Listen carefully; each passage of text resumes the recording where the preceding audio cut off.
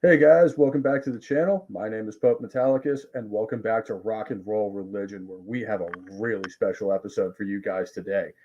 We are talking one of the most legendary bands in the history of rock and roll, even not just heavy metal, and we're talking some of their best material. So it's time to up the fucking irons and let's get some fucking Maiden in here. With us, as always, is my stalwart Cybertronian sidekick, Mr. Imperitus. How you doing, buddy?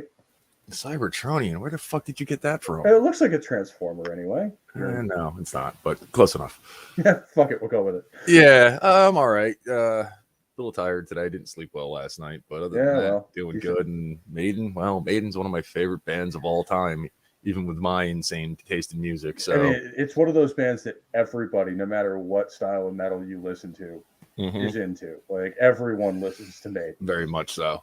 Maiden, Priest, Motorhead, and Sabbath. Yeah, I would agree. And also joining us again is SgtHerbs. Welcome back, buddy. Hello. Thanks for having me on again. Yeah, thanks for being here. And the idea master behind this little stream and first-time guest on here is the lovely and talented Finnish representative of our little fellowship, MilaMila. How you doing? Hi, I'm good. I'm MilaMila, the girl with the accent. Born and raised with heavy metal, so here we go. Well, I mean, Finland's a good place for it. It's kind of become I know, right? It's kind of become, it's become like the home of most things extreme metal, especially. Yep, indeed. Yeah, Finland, as much as they were made fun of during the early years of black metal, kind of came and now we're stomping all over Norway. Yeah, I mean, and much to my chagrin. And let's bring in our little graphics here, which I have a new avatar now, thanks to the Comic Relief Crusader who did it for me. If you guys need any art done, I would heavily recommend it. He did a great job on this, and he's a great guy to work with. So I would heavily recommend you go check him out. I'll probably add a link in the description after the video to him, because he did a great job. And that's actually one of my guitars that I'm holding. Nice. Ooh. That's actually my Richie Faulkner V. That's pretty awesome. I like it. Looks good. But let's see who's here. We've got the Sentinel. Hail, buddy. You got Christian Delorme. How you doing, man? Hopefully get you back on the channel sometime soon. And then we have Courtney. Hail. Got to get you on here too, fairly soon, because we're going to be doing the origin of rock and roll here at some point, and that's going to be a freaking amazing show. And then we have Spider Unlimited. Again, got to have you back on the channel someday, man. It was great talking to you about some Priest. And then Trey Courtney is joining us. So yeah, man, we're going to start off with the first album, and really is kind of a more, for Maiden fans, kind of the least familiar in Iron Maiden itself. And it's, to me, it's kind of more of a statement of intent than it is the first real Iron Maiden album, because they, like, the formula's all there, they just haven't quite got it right yet. What do you guys think? I think it's an excellent first album. It has so many legendary songs. It's a good album, but I don't think the Maiden formula had quite gelled yet. Yeah, that's true. I mean, I know we're talking about the first one now, but I think the first one overall is way better than the second one. Really? Yeah. You're the first person I've ever had say that Iron Maiden is better than Killers. That's my honest opinion. No, I mean, no, that's great, but that's an interesting one. It's a lot more punky. It is, and records. Honestly, I like it because of that. There was a period in my life where I preferred Paul over Bruce, and then I kind of came around. Now I'm like all about Bruce, but this album was the reason for it. That's the thing with this band, is that both Paul and Bruce have their merits. Yep, for sure. And both of them have freaking amazing tracks. Like you have Paul with songs like Wrathchild or Iron Maiden itself. And and then Bruce has his catalog. But like he has his own sound to him, and it's a different sound for vocally, but it's just as good to me as what Bruce Dickinson did, at least at the start. It's much more rock. It's much more rock and much less operatic.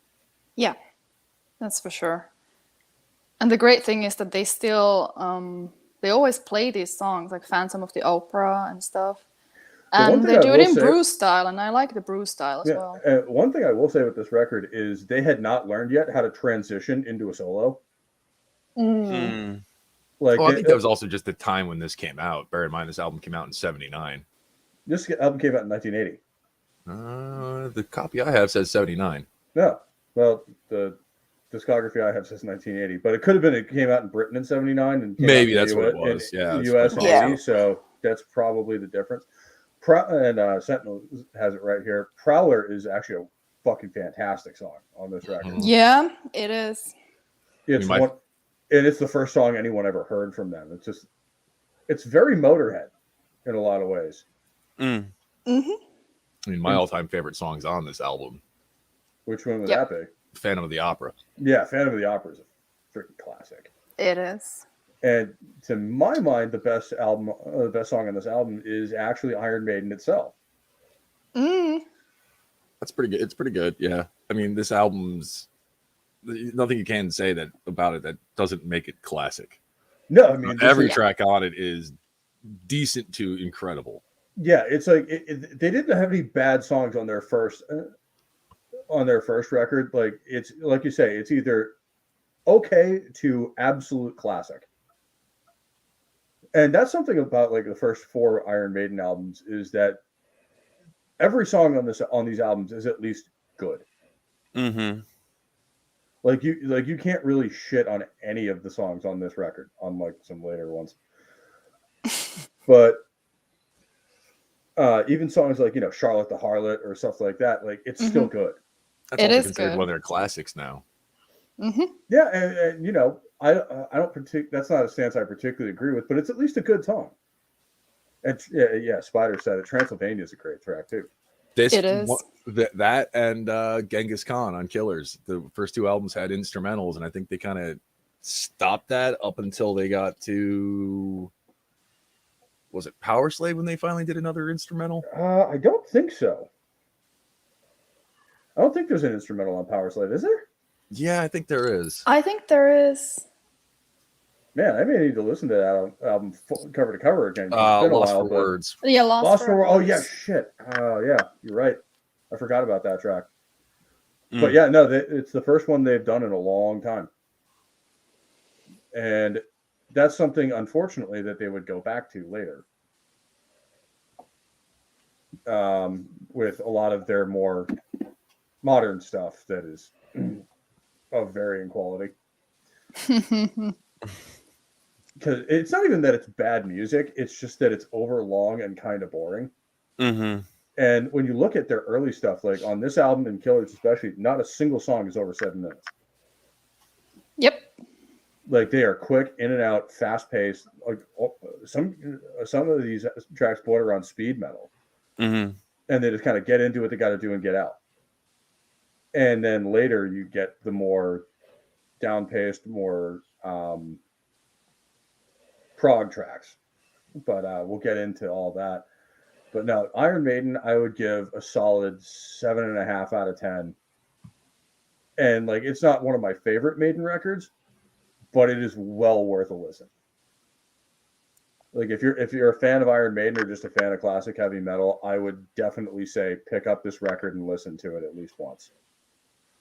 Because it paves the way for a lot of what's coming in the next couple of records and starts building that sound that would become classic Maiden, which is Killers.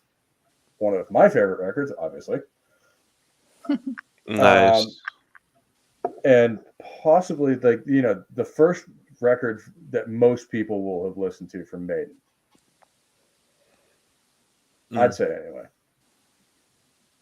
Because this has songs.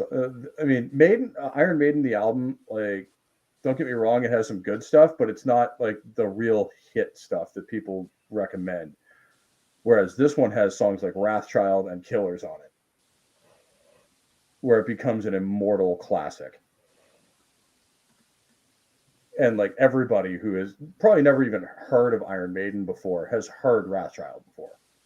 Yeah. Yeah. Yeah. And especially Killers with that freaking that main riff that's just infectious. This was actually the first Maiden album I heard as a kid. And like you were saying, that lead in Killers, just even at the time, I was just like, what the hell am I listening to? This is amazing. Yeah, it's still impressive to this day, where it's just like, ooh, you don't sound like anybody else.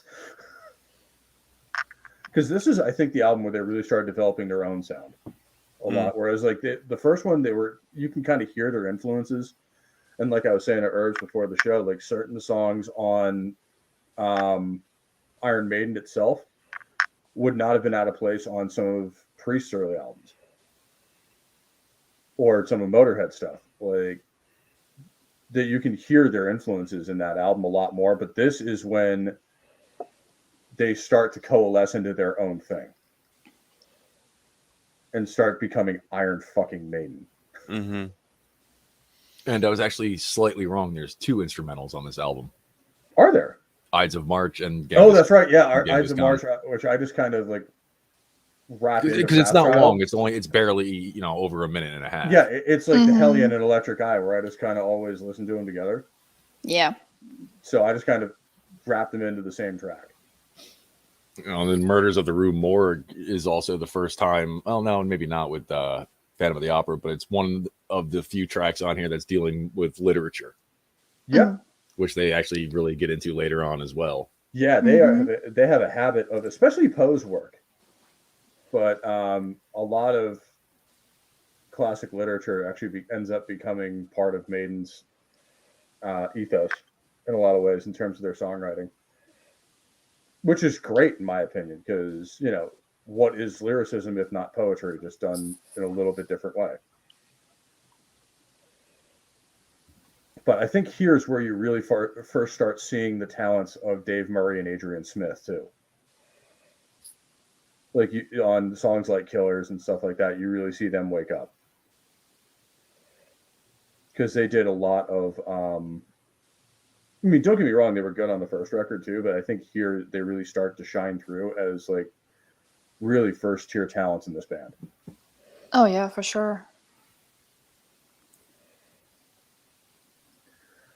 Like, and Charlotte the Harlot, it's not for everybody. It's kind of an interesting track, but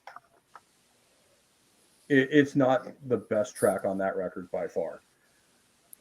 True. And in fact, I think everything they tried to do with Charlotte the Harlot, they did much better on the next record with 22 Acacia Avenue. Which I'm glad they revisited it, because otherwise it would have just been kind of one of those, it was kind of a fun track on the original album. And then it turned into one of their all-time classics. But one thing I think is missing from the early stuff that you would start to see on Number of the Beast and later is Steve Harris's bass work.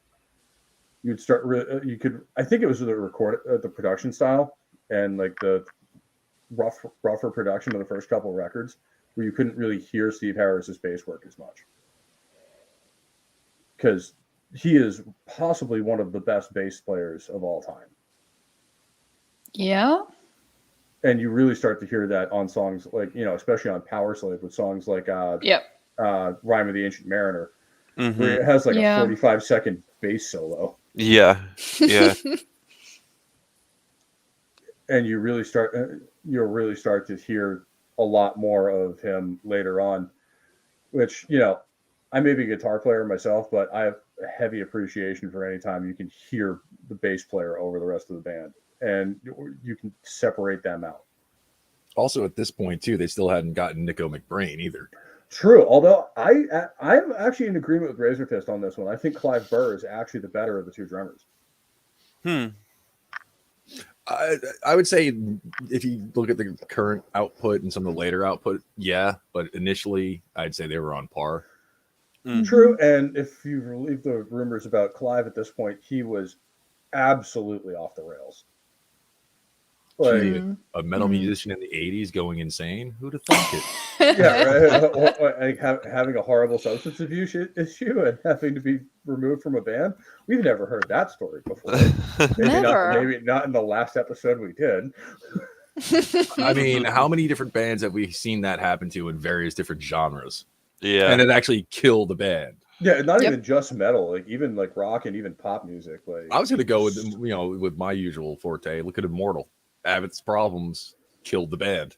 Yeah. Yep. Or it causes so much animosity in the band that you can't even get him into the same fucking room. Yeah. You see that a whole lot more with the underground stuff more than I think in mainstream because they're making so much more money. Well, we're going to talk about the 70s on Monday, but look at Dokken. Yeah. Where a lot of the problem between George Lynch and Don Dokken was both of their substance abuse issues. And it's one of the reasons they were barely able to even fucking stand each other long enough to record a record. And there's a famous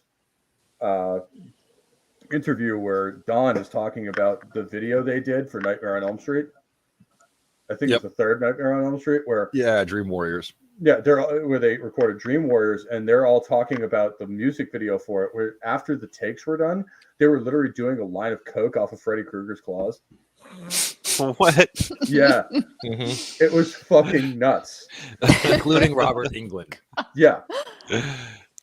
That's funny. Dude, oh god, it was such a better time. I don't know about all that. I mean, compared to what comes out now out of Hollywood and mainstream music, could we go back to them just having a coke habit? Because say what you want about cocaine, but it's produced some of the best records anyone's ever heard. You're not wrong. You're not wrong. Drugs are bad, okay? Yeah, not that anyone on this panel is advocating you take drugs. I mean, it's funny because, and Mila will probably back me up on this, in Europe, certain drugs aren't particularly known. Like I hung out with the guys from Mysticum who were from Norway. They were kind of into drugs, but they were amazed because they'd never smoked pot before. What? Huh. They said all they could get in Norway was hash. Oh yeah, that's true. Yeah, and it's true. They thought like certain drugs, like they thought all cocaine came from the mob here. I mean, that's killer band, but these guys were a little sheltered. No, I was gonna say out there. That's funny because I can see that. You ever see those lawn ornaments where it's like the red mushroom with the white polka dots? Yeah. Yeah. Those are real. Yeah, and they're psychedelic. Yep. And they were telling me stories about doing those, and they were referring to them as berserker shrooms. Yep, because that's exactly what they do. And the one guy was saying how he was running down the street like 3/4 naked. I'm sitting there going, "Oh man!" It's like, oh shit! I've seen this movie. And if I remember correctly, they are not from a bigger city in Norway. So can you imagine some little tiny town in Scandinavia? This buck naked dude comes running down the street like screaming his head off. If it's Friday night, it's not that uncommon. I can imagine, depending on certain parts of Scandinavia, you really got nothing better to do. Exactly. Right. On point. I mean, Isan from Emperor told a story about one of the reasons why he formed a band. And he said in the town he lived in, which if I remember correctly is Telemark. I probably pronounced it wrong too. Which that has its own history. Yes. But he said Friday nights, all you would see would be the kids who had cars driving up and down the main drag of the town. And the kids who didn't drive or didn't own cars were just sitting there watching them. He's like, I don't want to live like that. I actually want to do something. That sounds like my childhood. Pretty insane. But that's what it was. And I think that's why there's so much music coming from those countries. Like, That's the reason. That it's a lot of the impetus behind country music in America too. Is if you listen to a lot of the lyrics and a lot of how the band's formed, it's because they grew up in the middle of bumfuck nowhere in Iowa. Mm-hmm. Yeah, but our idea of bumfuck nowhere is a whole lot different than it is in Scandinavia. Well, a whole lot different. But ours is actually much more isolated because you'll be 8 hours away from the nearest fucking city. It's not much different over there. But like the distances, like when I describe them to like Europeans, they're like, "Wait, what do you mean it takes like 12 hours to get from where you are to DC?" And you both have a point. There is that because over there, because I've had a buddy who spent a lot of time in Germany for work, and he's like, it's amazing. You know, what would be like a flight to Florida for us, like a couple hours? You're 3 countries away over there. Yeah. Yep. Yeah. And they don't understand too that some of our states are bigger than most of Europe in its entirety. Look at Texas. Yeah. Mm-hmm. Yep. Texas itself is the size of Western Europe. It would take you anywhere from 12 to 14 hours to drive from one end to the other, usually longer. When I drove through, I was speeding most of the way, and it took me 13 hours. Yeah. I mean, New York, where I'm from, it takes you 8 to 10 hours to go from where I'm at to the western part of the state. Yeah. So, and it's funny, like the further west you go in the U.S., the bigger the states get. Yeah. And the more rational the borders too, because ours were all based on like river, on like river crossings and stuff. So, like New England and down there is all like none of it makes any fucking sense. Yeah. Because it's all based on where rivers run and stuff like that.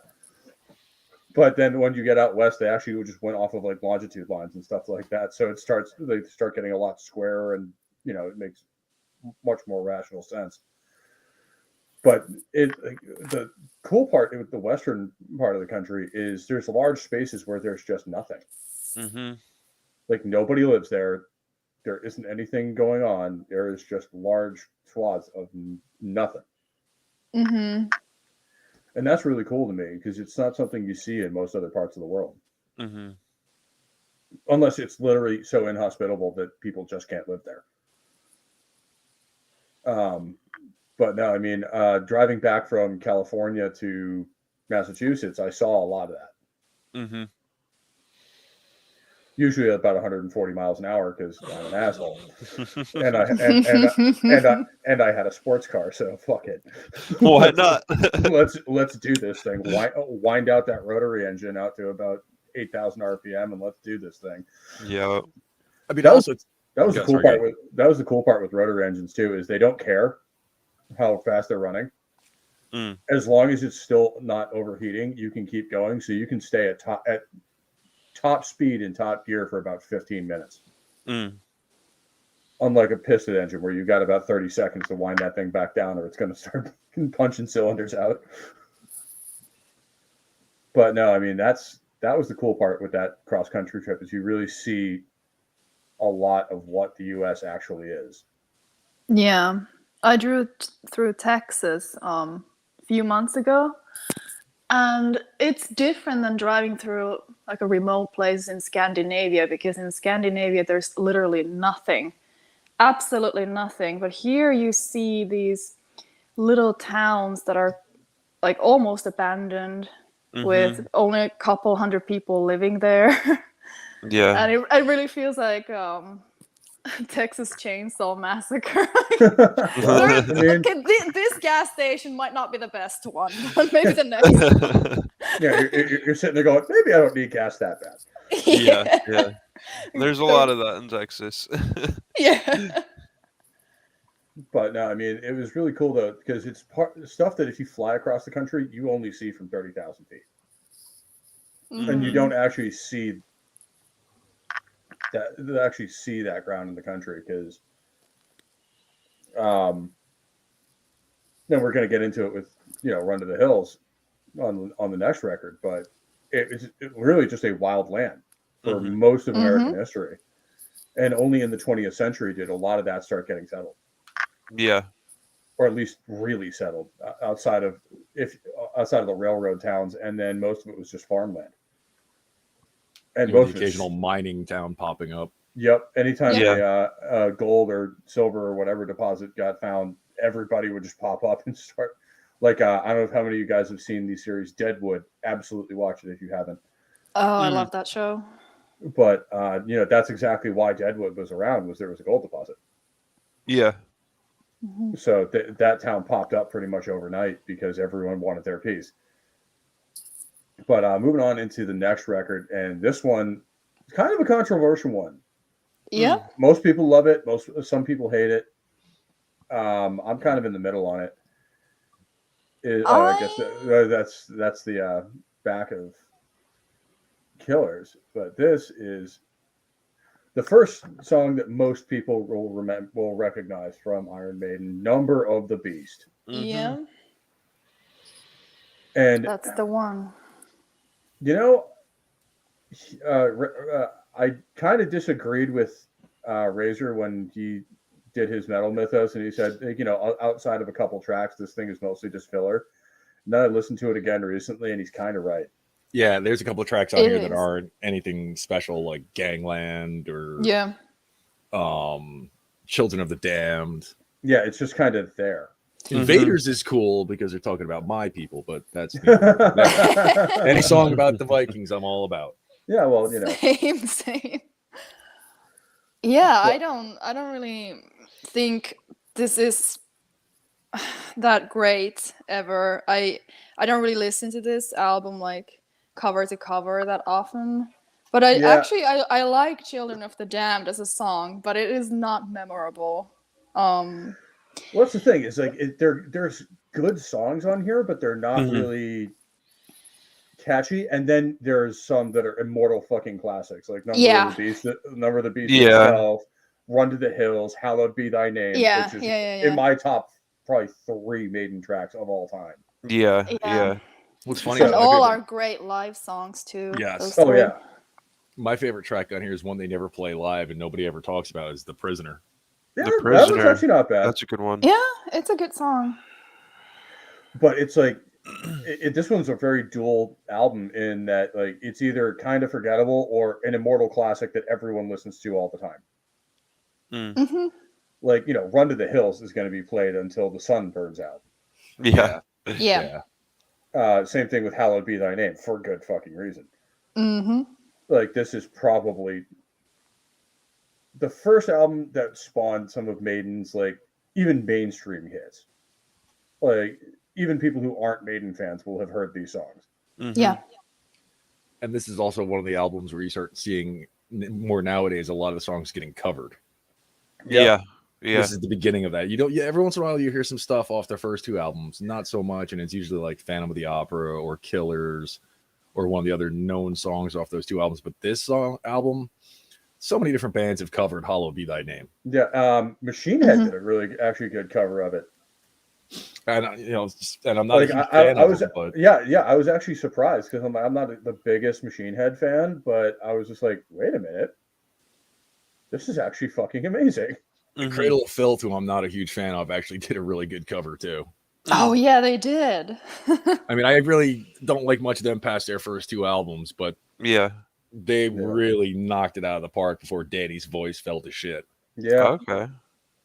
And not to worry, Trey. We'll get to the Trooper in a minute. we're gonna get there. I love that song, but it's so overplayed. It really is. And of course, one thing I didn't mention on this album is 22 Acacia Avenue. Yeah. Again, a great song and a very different one. Yeah. And it ties into Charlotte the Harlot. Yeah, it's kind of a part 2 of that song. Yeah.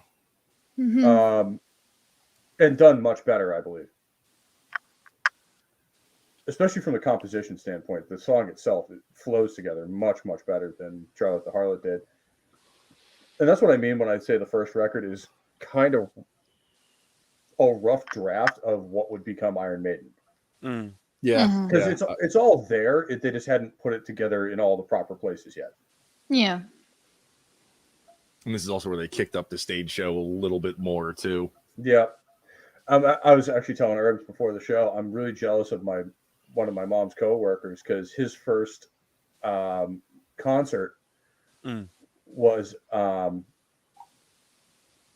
Judas Priest with Iron Maiden in 1982. Jeez. Oh my god. So you had Priest touring on Screaming for Vengeance and freaking Maiden touring on Number of the Beast. Yeah. As the opening act. That's like how do you even top that? Other than the Metal Masters tour, where you get to see everybody but Black Sabbath. Well, that's like a buddy of mine went to go see that tour of the Ozzy tour that Metallica opened for. Which I believe was like Ultimate Sin and Ride the Lightning. Oof, that's a fucking combo. I think because Cliff was still in the band at the time. Yeah. Yeah, so that's either Ride the Lightning or freaking Master of Puppets. Yeah, whichever one they were touring with Ozzy, he got to see that. I'm like, you son of a bitch. Yeah, that's one of those tours where they're just like, you wish you had a time machine so you could go back and just. I got him back years later. I got to go see Clash of the Titans, and he didn't.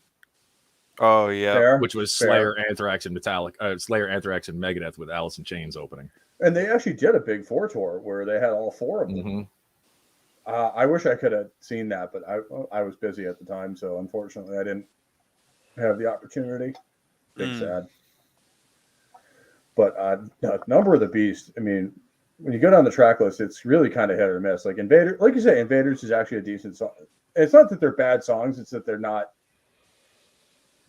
Like songs like Invaders or The Prisoner. Yeah. They're lacking a punch to them. Yeah, they're not bad, but they're not great. And then 22 Acacia production on them. Which is funny, this one actually has a B-side bias. Because 22 Acacia Avenue is the only one on there that anyone would really remember. From you're right on that. Side A. And then side B, you start off with Number of the Beast and Run of the Hills, and then Gangland. And then Hallowed Be Thy Name is the closer. Jesus Christ. You almost want to just switch right to freaking side B. Pretty much with this one. Yeah. Like, I think they probably should have flipped those. Because, like, the first part of the record, most people are just kind of ignore. Yeah. And then you have Number of the Beast at the back end of it. Or at the start of the B side. And the song, the apparently story behind that song is actually pretty hilarious. Is because they were actually driving along and one of them rear-ended a bus full of nuns. And the repair bill actually came out to 666 pounds. So they wrote the song based on that. That is funny. I've heard stranger things that people wrote a song about, so why not? Yeah, I mean, hey, people have written a song about way dumber things, and that's one of those moments where it's like, okay, I hit a busload full of nuns, and the repair bill is 666 pounds. Could you? I have to do something with this. Could you imagine if that happened to a black metal band? Oh God, how far different that song would be. Yeah, that would have been a career for them. Yeah. Oh man. And the whole rear-ending a bus full of nuns would have gotten rather transformed in the lyrics, shall we say? Yeah, and they would have lived on in infamy, especially if it happened in the mid '90s. Oh God, that would have been. Something. Could you imagine Marduk doing that back in their classic period? No, okay. Let me go. And some of the song titles that would have come. Let me go one further. Imagine Marduk on their way to a gig in full regalia. Oh no! Rear-ending a bus full of nuns. They just get off the bus and be like, okay, who's this idiot? This fucking singer gets out and he's in a full-on leather fuck harness, just like, uh-oh. I mean, considering I've had priests at intersections throw holy water at my car before, I can only imagine.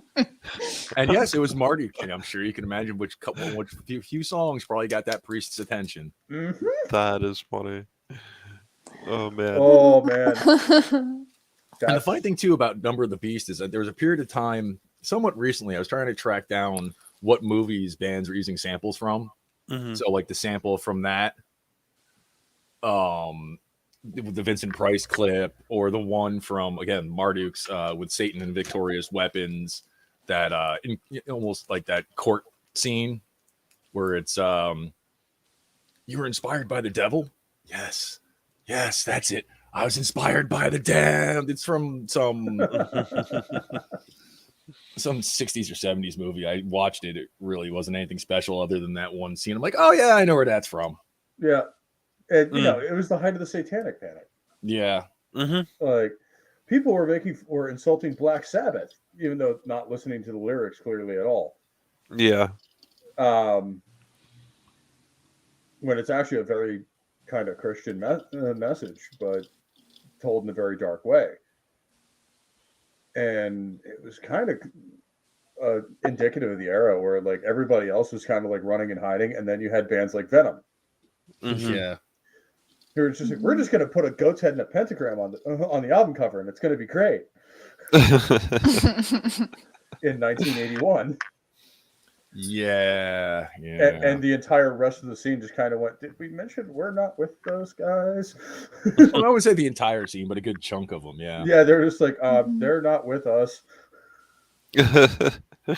Everyone else was trying to distance themselves from it. And speaking of the Comic Relief Crusader, here he is. How's it going, man? Dude, thank you for the avatar. I'm absolutely loving it. And like I said, people in chat and on the panel, need any artwork done, absolutely hit this man up. He'll do a great job of it, and he does it pretty fast too. I'm trying to find somebody to do an avatar for me, but every time I give somebody the description, they're like, I can't do that. Well, considering I want to combine like my three favorite things: Dark Souls, Gundam, and black metal. Crusader, can you? I'm pretty sure you can accommodate homie here. So it's one of those people are like, how am I supposed to do that? I'm like, I don't know. You're the artist, not me. Oh my god, you're giving me ideas. Like Dark Souls, Berserk, and a blonde woman. Combine those. There you go. That's actually pretty easily done. Although combining Berserk and a blonde woman has been done, and probably not in a way you'd want. Hell, even the mangaka did that a few times. Yeah. All right. Don't get me wrong. Like, I need to get into the manga and the anime. Yes, you do. For Berserk. Yeah. But like the art I've seen of it, it's just like, wow. And the manga is going to continue. Yeah. Yep. But they're just like, they have absolutely no fucking socks. And the Sentinel's absolutely right here, and that is a good chance to talk about my July 4th episode, which will be the Glorious Burden. Dude, I love Iced Earth. They're so good, so good. And one of the first bands I started listening to in high school. And on the 4th of July, we are going to be doing the Glorious Burden on this channel. Oh, hell yeah. Hell yeah. Just to make sure the 4th falls on a Monday, right? Yes. Okay. I have the 4th off, but like we are talking the Glorious Burden, because if there is one album that can be considered America Fuck Yeah, the metal album, that is it. Yeah. Oh yeah. I mean, just from the first two tracks alone, with freaking the Star Spangled Banner and Declaration Day, it's just like, yes, yeah. Yeah, you can't get more patriotic than that. we are, and you also have. And you also have the Gettysburg trilogy on there. Mm-hmm. Yep. And that we're going to talk about that one later. But that's going to be a good episode. As far as bands go, they probably, in my mind, I would say are the most successful ones at writing what I think they're called like epics, where their entire albums are telling stories. But they like with the Gettysburg Address, they have those like song series where it's like 2 or 3 songs put together telling one whole story. And that's one of the things I love about them. A consistent story. Mm-hmm. And they were kind of the inspiration for bands like Sabaton. Yeah. Where, with their song, with their like Great War, and then now the War to End All Wars, where like the entire album is about a single topic. Yeah. I really need to get into Sabaton, because everyone I've heard mention that band says they're amazing. Like, yes, you do. I have seen them 4 times live, supposed to be 5 now, and every time is better than the last. Nice. They are a fantastic live band, and part of it is just the energy from the band itself. In fact, they're very similar to early Maiden, from what I've seen the concert footage of them early on. Is they're energetic. They're involved. They're actually interacting with the crowd. Like, yeah, when I saw them, they really weren't doing that. Really? Yeah, I saw them on I've only seen Maiden once, unfortunately, and the only time I've seen them was they were doing the tour for the album that came out after Dance of the Dead. Okay. I mean, I've never actually seen Maiden live just due to circumstances. Like every time they come through the area, I have something else going on. Yeah, that's like me with Fintroll. I'm still not happy about it. Yeah, right. It's one of those like, oh, Maiden's coming, awesome. Wait, I have this going on. God damn it! And what sucks even more is like for Fintroll, it wouldn't be an arena gig; it would be a little venue, and it's like this is back, especially during my Viking reenactment days. It's like, oh, hey, Fintroll's playing the Chance. Shit, I'm gonna be upstate. Yeah. It's kind of funny too because as I've gotten a little bit older, I guess maybe it's not age, or maybe it's just how the scenes have fluctuated. I've been listening to a lot more out of Finland the past couple of years, like a lot more. Because in the early days of black metal, Finland was kind of like, oh yeah, those guys. Well, I mean, the Finns have come out with some power metal stuff now too, like Battle Beast and Beast in Black. They're fucking fantastic. Well, in the early days of black metal, all that came out of Finland that people knew of, anyways, were Impaled Nazarene, the Harrot. And that's kind of it. Maybe Niflheim. Is it Niflheim? That's from Sweden. There's something like that that's out of Finland too. Yeah, it's not Niflheim. I can't remember what they were. It's gonna drive me. Maybe it was Niflfind. But now coming out of Finland, you have bands like Fintroll, who said to me, as I describe them to people, and then they hear them, they go, "Wow, that's really kind of accurate." If you took Danny Elfman doing the Beetlejuice soundtrack and made it metal and had the Muppets playing it. Yeah. But, bands like Fintroll, like Sargeist, like Cerastus, who I actually got 70s liking, which I'm still proud of that one. Yeah, that was fucking awesome watching him like, ooh, this is good. Yeah. And then you're just like, yeah, I know. Or another band like Satanic War Master or Archgoat. I think Finnish.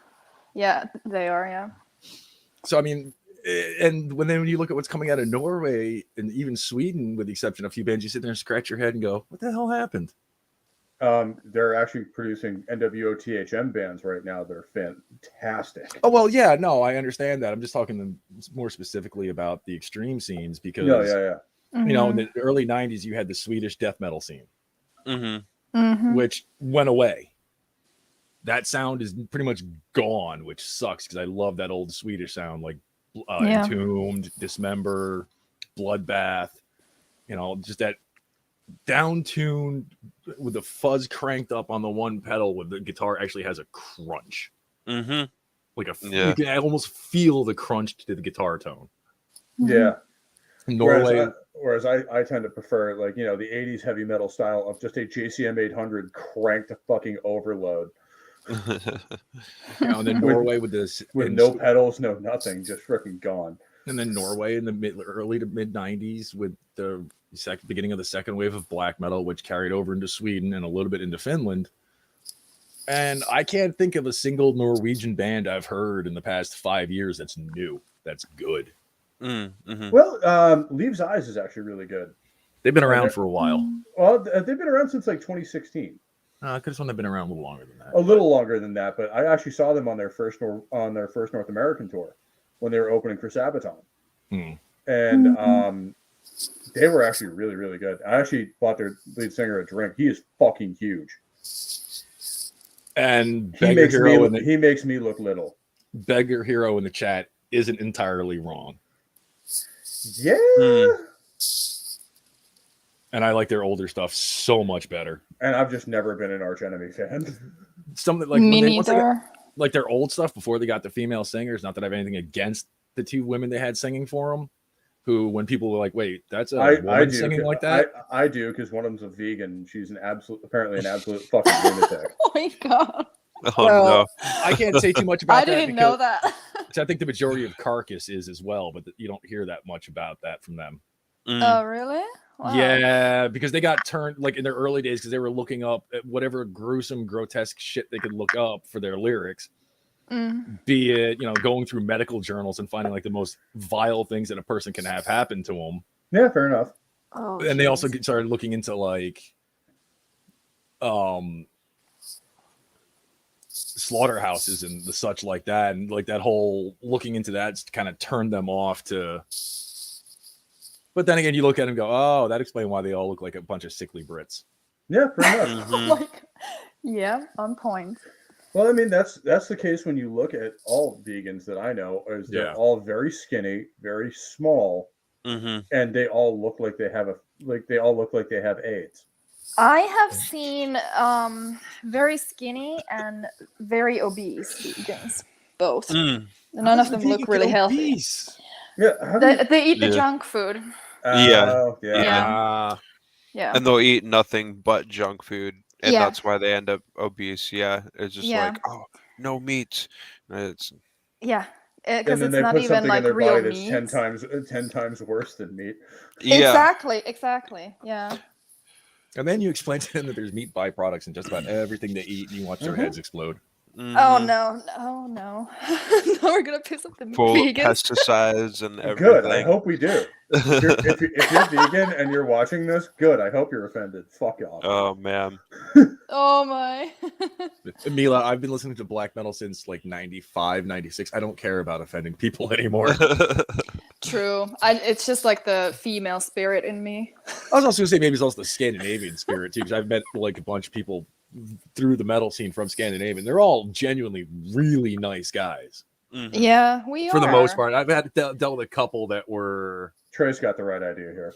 Yeah. You know, I've met a few guys in the underground scene that were a little bit more arrogant than what they but should have been. That comes with the musician territory, you know? Yeah. There's, Yeah, but it's like, dude, you're in a black metal band. You doesn't know, matter. Doesn't matter. how could you have a musician's ego when you're, recording lo-fi? It sounded like it was recorded on a 4-track analog, and you've recorded an album with that. It's like, okay, sure. Yeah. So Do your thing. that and you're in the metal scene. Grow a dick. Yeah. Mhm. Mhm. Exactly. Well, at the end of this stream, after we're done, I'm gonna recommend some new Finnish bands to you and Gilded. Absolutely. I'll be paying attention. Because a lot of Finnish bands, especially recent ones, I have been absolutely enjoying. Yeah, me and Pope kind of diverge, even though we both like a lot of the same stuff. But for me, it's like, ooh, new Finnish bands. How much of it is it black metal? Because I'm not literally like the playlist lately has been a lot of Finnish black metal, and it's so much of it's so good. Mm. Mm-hmm. Well, Beggar Hero's got at least the right start with that. I can't fucking stand Inquisition. That dude's vocals are shit. Absolute shit. The music's great. You're on the right track with Bathory, though. Keep going with that. What's that? So you're on the right track with Bathory, though. Keep going with that. Yeah, Bathory and Take are great. Take, both those two bands are amazing. Take's great, but Inquisition, their music's good, but the vocals, Varg has better vocals, I can tolerate it. Ooh, Varg has better vocals on this channel. That's some freaking shit. Oh yeah, here's another hot take. I think Burzum's always been better than Mayhem. Ooh. Oh, you're not wrong. I'm with you. As far as musically goes, I mean, Varg is a complete asshat as a person, but musically, it was so much more atmospheric and oppressive and impressive. To me, Burzum as a band has always been a shitty Bathory ripoff. You're not wrong on that either. It's like they took what Bathory did and did it half as well, although they are still better than Mayhem. I will say that. Yes. Yeah. Well, it's funny too, because I remember reading an interview back in the day when Euronymous was still alive, and they were talking about how much atmosphere they had in their album. I'm like, what? What? You're what album were you listening to? Because what I haven't heard are you talking about? And then you have something like Burzum come out with Det Somen Gang Var, or Havis Leset Taros. I probably pronounced both those probably completely wrong in some way. It was pretty good. And then you have like some of the German black metal bands that get really interesting, like one of the bands my buddy Devin introduced me to was Der Weg einer Freiheit. Can't say I've actually heard of them. They're actually pretty good. I actually really like them. The only German black metal bands I'm actually familiar with are Disaster, and they're okay. They're kind of like thrashy black metal. Yeah. And Germans do thrash better than almost anyone. Yeah, I mean, look at Sodom. Yeah. Which Sodom, Destruction, Creator. Which we were supposed to be doing a episode on last week. I backed out of it because I didn't think I was ready enough for it. But we will be doing Sodom at some point in the near future. So, Sodom fans, your time is coming. I'm aware of is a band called Lunar Aurora. And a couple of their albums are really good. Like, really good. All right. Well, we all have new stuff to listen to out of this episode. Which is why I do this shit. Because, I mean, not only do I want the audience to have new stuff to listen to and, talk about the stuff they already love, I want new stuff to listen to, too. Yeah, I got to link you a bunch of death metal bands to kind of sway your opinion on that. Yeah.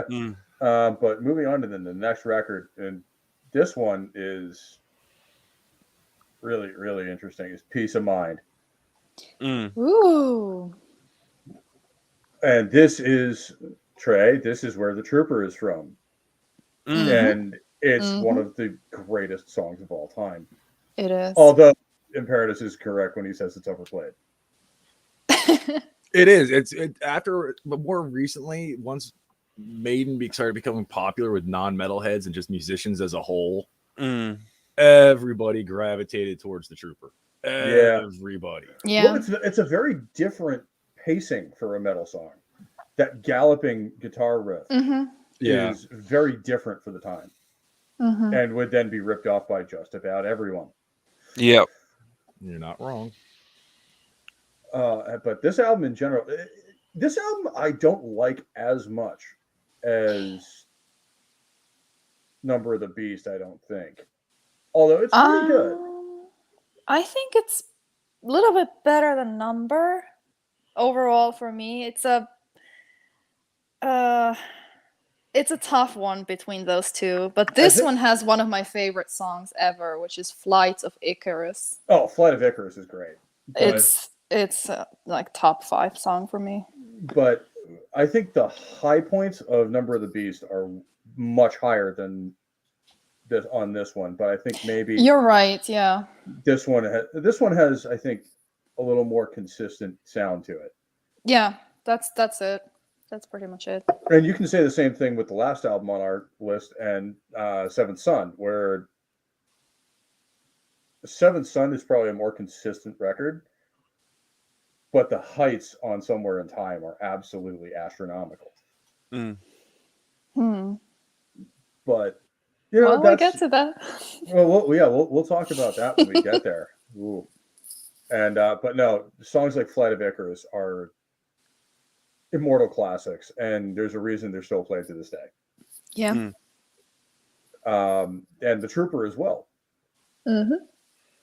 Even though it is overplayed. Way overplayed. But moving on into, speaking of overplayed but good, possibly Iron Maiden's finest hour, Power Slave. Yay! Holy shit, what a record. I was listening to this one earlier, and it's still phenomenal. Just such a great album. Just cover to cover, just classic after classic. This used to be my favorite for the longest time. It has been dethroned, and I won't spoil with which one, but yes, I love this one. I mean, and from minute one, it's just an epic record. And it houses my still favorite Maiden track, Aces High. Yep. Which it's hard to dethrone that track because it's just, how do you dethrone freaking, especially the stage show where they literally drop a hurricane out of the fucking roof. Yep. I think my favorite track is Power Slave. And Power Slave's a good one. Flash of the Blade has grown, in my estimation, so heavily over the years. For me, it's Back in the Village. that's grown. That's like Yeah. it's like a surprisingly underrated track, but it's a really good song. And then, of course, 2 Minutes to Midnight. Yeah. You can't argue with that track. It's just freaking classic. This is, I mean, in terms of your average, in terms of like, the average quality of the album, this is probably their best work. Mm-hmm. And holy shit.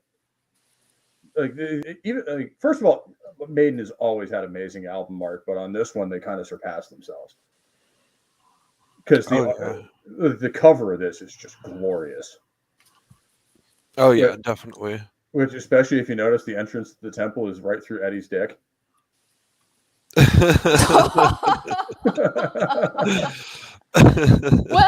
the more you know.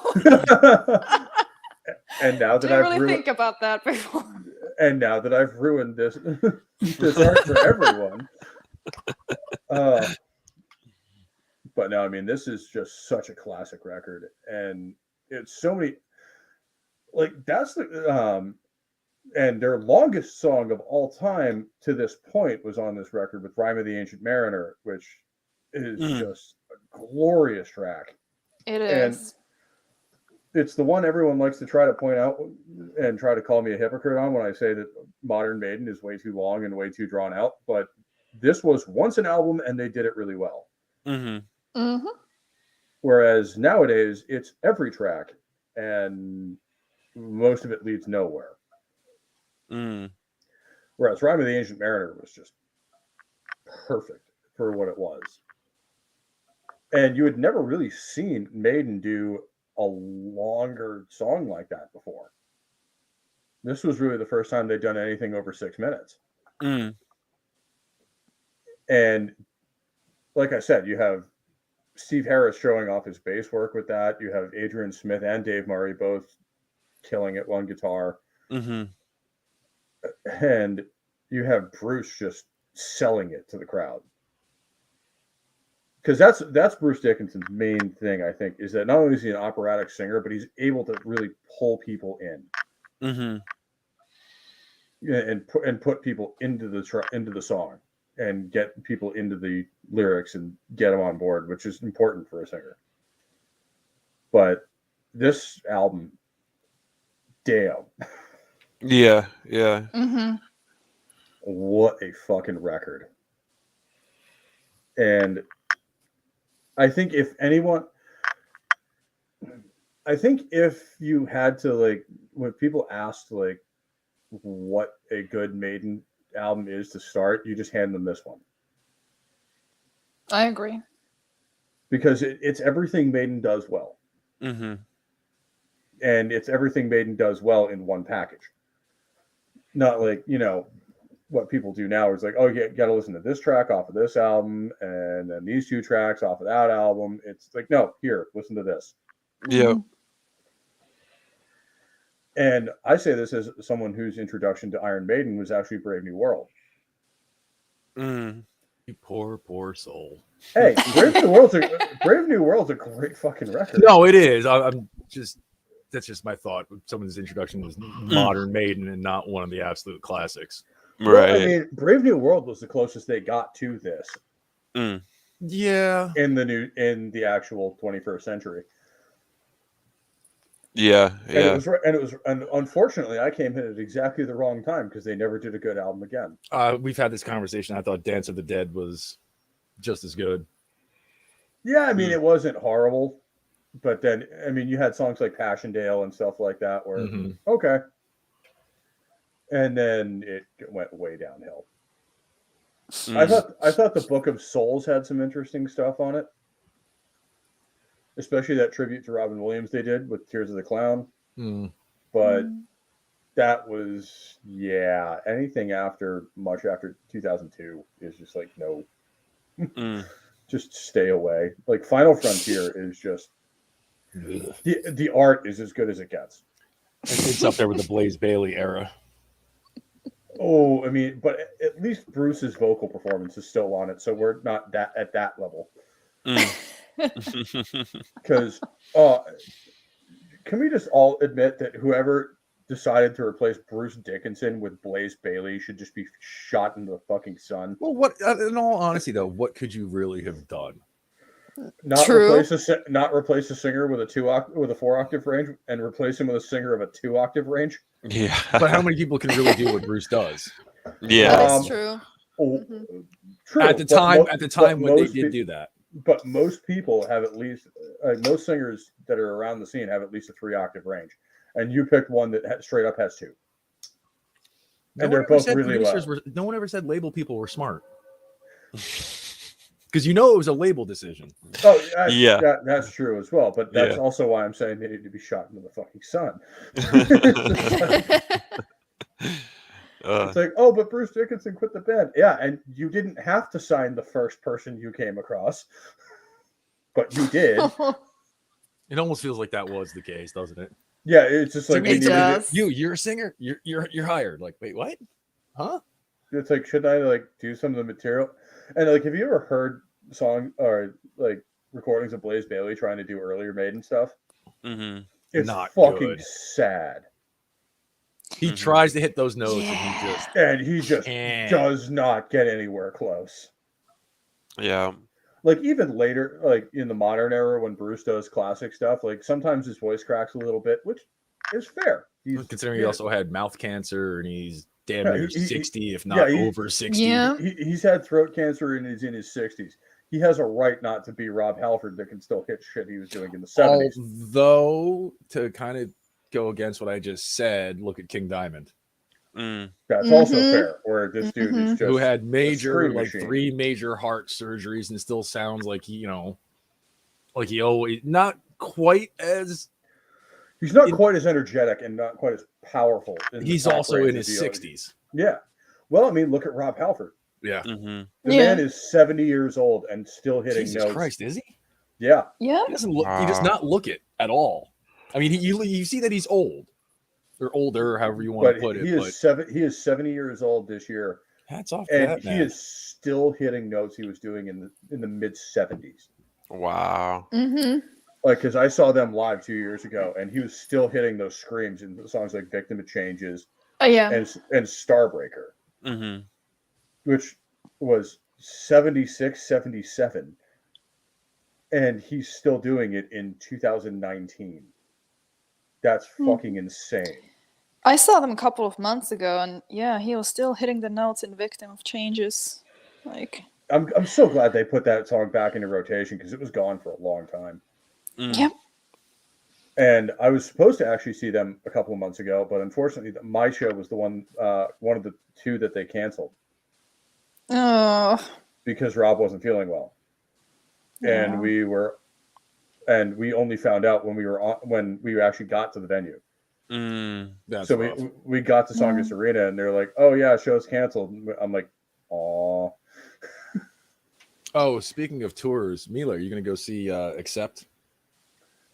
I don't know yet. Because they're playing your country like right now. Oh, Finland? Yeah. I'm not in Finland actually right now. Oh, well, there's that. Yeah, there's that. I would if I was there. I'm actually in USA right now. Oh, okay. Well, they're coming here. I think they're starting the US tour in like August. Well, then that's perfect for me. Yeah, like there's time to plan. There's so many bands that are coming to the US right as I'm about to start moving. Like to start actually moving down, and it's fucking annoying because you have like Accept who's going to be here in like August, September, and then you have Ghost who's going to be here in September with Mastodon. Oh, that would be a good show. Can't make it though, huh? No, I mean I can, sort of. The closest they're coming to me, I think, is Providence, but that's actually not too far. That's like 2 hours. Okay. So that's not bad.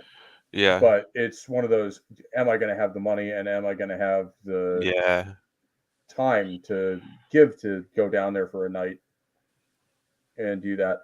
It's also one of the reasons, like, I wanted to go to the Orlando meetup, but I'm not sure I'll be able to. I'm not sure either. I'm going to the Dallas one, but I can only go for one day because it's so expensive now, like driving and hotels. Everything's so expensive, even flying down to Orlando. Like, and the timing of everything. Like, the funny thing is, like, depending on when we actually start coming down, like, I may actually go down to Orlando and then fly back to Dulles, and that'll be the actual move. But everything is so expensive. Gas prices to everything else, like. Oh boy, it's almost 5 in Texas now. Oh, my buddy lives in Southern California, and he lives like right outside of LA. And diesel fuel is $9 a gallon. I'd believe it. What? Yeah. I believe it. Yep. It's fight inflation. Ridiculous. Yeah. Biden's America. When I was coming home from work Friday night, I noticed gas prices in here in my part of New York were 1 penny under $5. Yep. That's that, and the national average is something like $5.20. Yep. So that's actually on the low side. I'm surprised. Normally we're not. New York sucks. Massachusetts is pretty bad too, usually, but we're actually on the lower side too. We're riding right around $5, $5.15, something like that, depending on where you go. Obviously, if you get gas right off the highway, they jack up the price because you're a captive audience. But Trey says that gas is pretty much weed prices now. Yeah. Sadly. He's not wrong. Not wrong. Oh, man. Oh, dude, it's fucking sad. Where it's just I mean, especially when you look at something that's coming.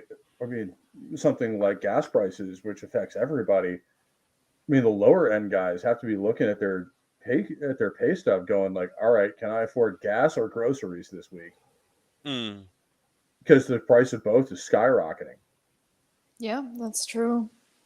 I've seen some stores. It's going to get to the point where, people can't afford to get to work. Yeah. And that's a start of problems we haven't seen in a long time.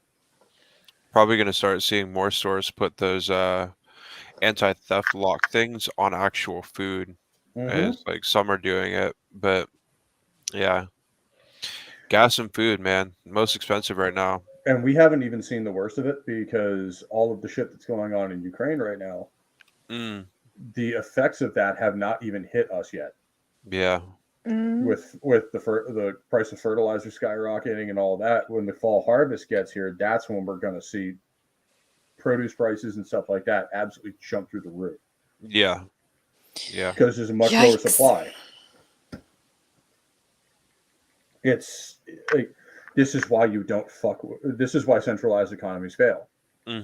Because you fuck with something over here, it does all sorts of horrible things over to an entire other sector of your economy, and it starts a death spiral. Because once you create certain conditions, it's basically unrecoverable until it fixes itself. And it's just not a good place to be in. Unfortunately, we're in the center of it. So, So yeah, Power Slave. Yeah, Power Slave. Good record. Amazing record. Amazing. Let's drag ourselves back to that line of thinking. Yeah, let's stop focusing on how horrible the world is and just let's focus talk about nice things. on good heavy metal. Yeah. Yeah. And hello, Sherry. Glad to see you're stalking me this week, not the other way around. we always end up on all the same streams, so we just like, all right. She came into mine the other night, which was nice to see. Yeah, it's like, are you stalking me this week or am I stalking you? Oh. All right, but yeah, and the last album we have to talk about today is whoa! You changed the amount of albums now twice. We're going to talk about on me. First it was 5. And then no, you said no, it's 6 because you said we were going up to somewhere in time. Now we're down. Yeah, we are. We are on somewhere in time. Oh, for Christ's sake! We did 5. We did 5 records. Okay, no problem, boss. So we're gonna stop at this one, right? Yeah. Okay. But first of all, I love the fucking art. That cyberpunk Eddie is just glorious. Awesome this is the best artwork. And of course, the movie that inspired this album is one of my favorites of all time, Blade Runner. Okay. And it's to the point where on this tour, they actually came out to the Blade Runner theme. And in the album jacket itself, it actually has a picture of them posing in Deckard's spinner. Very cool. So it's not just like tangentially based on Blade Runner. No, it's like, yeah, no. What would have been really cool is if they actually had Maiden do Blade Runner soundtrack, but that would have been in '82. So I don't know. I don't think that would have worked, in my opinion. Yeah, maybe not. But that was the period of rock and metal bands doing movie soundtracks that were absolutely awesome. I mean, you had Queen doing the Highlander soundtrack. You had Toto doing the soundtrack for Dune. There was a whole bunch of them in that period that were actually pretty good. Yeah, the Dune song is really, really good. Yeah. To Tame a Land, that song is just... The musicianship in all of it is just oof. And Trey's right, too. Rat did Point Break. Rat did the soundtrack for Point Break. Did they really? Yeah. Wow. I didn't remember that until right now, but yeah. Woof. Yeah, that's one way to put it. But Sentinel has a point here too, where he says they've never played any song on this album after '86, besides "Wasted Years." And don't get me wrong, "Wasted Years" is an amazing song. Yeah, but there's some other great stuff on here that gets ignored. Yeah, so many tracks that are underrated, but they're actually one of my favorites. Once again. I mean, the title track is amazing. You think they'd play that once in a blue moon? Yeah, Somewhere in Time, Sea of Madness, Stranger in a Strange Land, Alexander the Great. I think they do Stranger in a Strange Land once in a while. Really? Yeah, once in a blue moon. At least they used to. I don't know about anymore. Okay. And then Alexander the Great, one of their all-time classics. Yeah. Oh man, and it's one of their actual like longer songs that works. It's only 8.5 It's really minutes. good. 8.5 minutes is fairly long for a metal song, man. Well, they went longer with Seventh Son. Yeah. They did. That title track was almost 10 minutes. Yeah, I know. Oh, come on now, Pope. That album isn't that bad. I mean, don't get me wrong. I have some good memories for that record. But they did. That was the start of the slide. To me, it was they started getting longer and much more indulgent and much less Maiden. And then they started kind of the downslide. Although I will say Fear of the Dark has some good stuff. Well, I kind of look at Seventh Son as their more experimental album. Yeah, but again, like with Metallica, it was experimental, not the way they should have gone from then on. It's kind of debatable. This is really the problem, and you're absolutely right, Sentinel. Yeah, you can definitely hear more prog influence, especially in the more modern Maiden stuff. And as much as I like some prog stuff, it's like, just stop. But the old prog stuff was constantly changing and knew when to change the tempo and stuff like that. And even the longer stuff, like Xanadu by Rush or Cygnus X1 or stuff like that, it was constantly changing and constantly had new riffs and stuff like that, and was still interesting. Yeah, well, I mean, the same can be said as much as I enjoy Opeth, some of their more recent prog releases. It's like, oh, you're gonna play the same riff for 5 goddamn minutes. Yeah, and I'm not a fan of prog, so that's my thing with bands like Opeth is that, like you say, oh, cool, you're just gonna play the same riff with no variation for like 5 minutes, and then go into a lead break. Yeah, that leads to nothing. That's why I like their older stuff when they were they were more metal than prog. And Dream Theater's guilty of it too. Like, don't get me wrong, like there's some absolutely brilliant Dream Theater stuff, but there's also a lot of stuff that will just put you to sleep. Yeah, because it's like it's the same fucking thing for and the Sentinel 6 minutes. Yeah, mentioned the album. I saw them on tour for, and they played that entire album as their main set. and then came back. That's all they played for their main set, and their encore was 4 classic songs. Prog bands will do that. They'll just like an entire album is their whole set. But as far as I'm aware, Maiden has never done that before. Played their new release, every song on it, and then use it encore of 4 songs to play their classic material. Yeah, that's one of those like I don't know. Like even when I saw Priest a couple of years ago, they were doing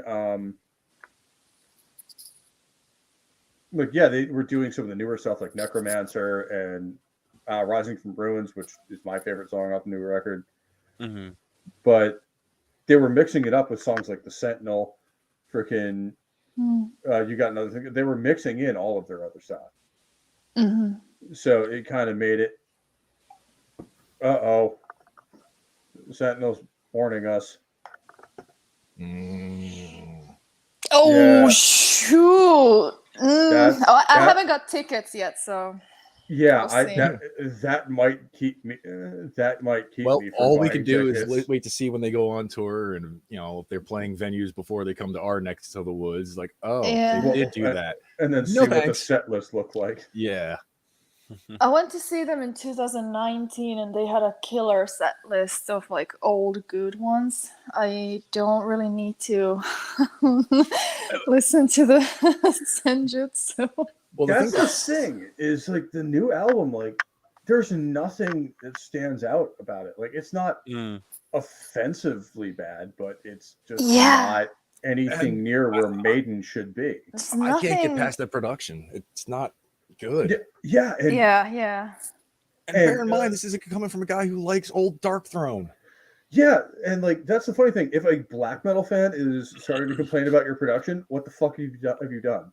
They keep talking to me longer about music. You're gonna hear me bring up production a lot, and coming from a black metal fan, you're gonna be like, "What?" Yeah, it's like you're complaining, really? Let's see. But no, it fits in certain things, and there's a brand new band that I really like the musicianship on, but they need a new producer, which would be Star Chaser. Like they just came out with their new album like at the beginning of May, and the musicianship's really good. It's like really, really crunchy power metal, but the freaking vocals are like way in the back. Like the vocals are turned way down and like kind of get lost in the music. It's just like no, that's not good production. Yeah, it's just like don't get me wrong. Like I love their musicianship and I want to see them do more, but it's just like you guys need to turn the vocals up like two steps from where it is now.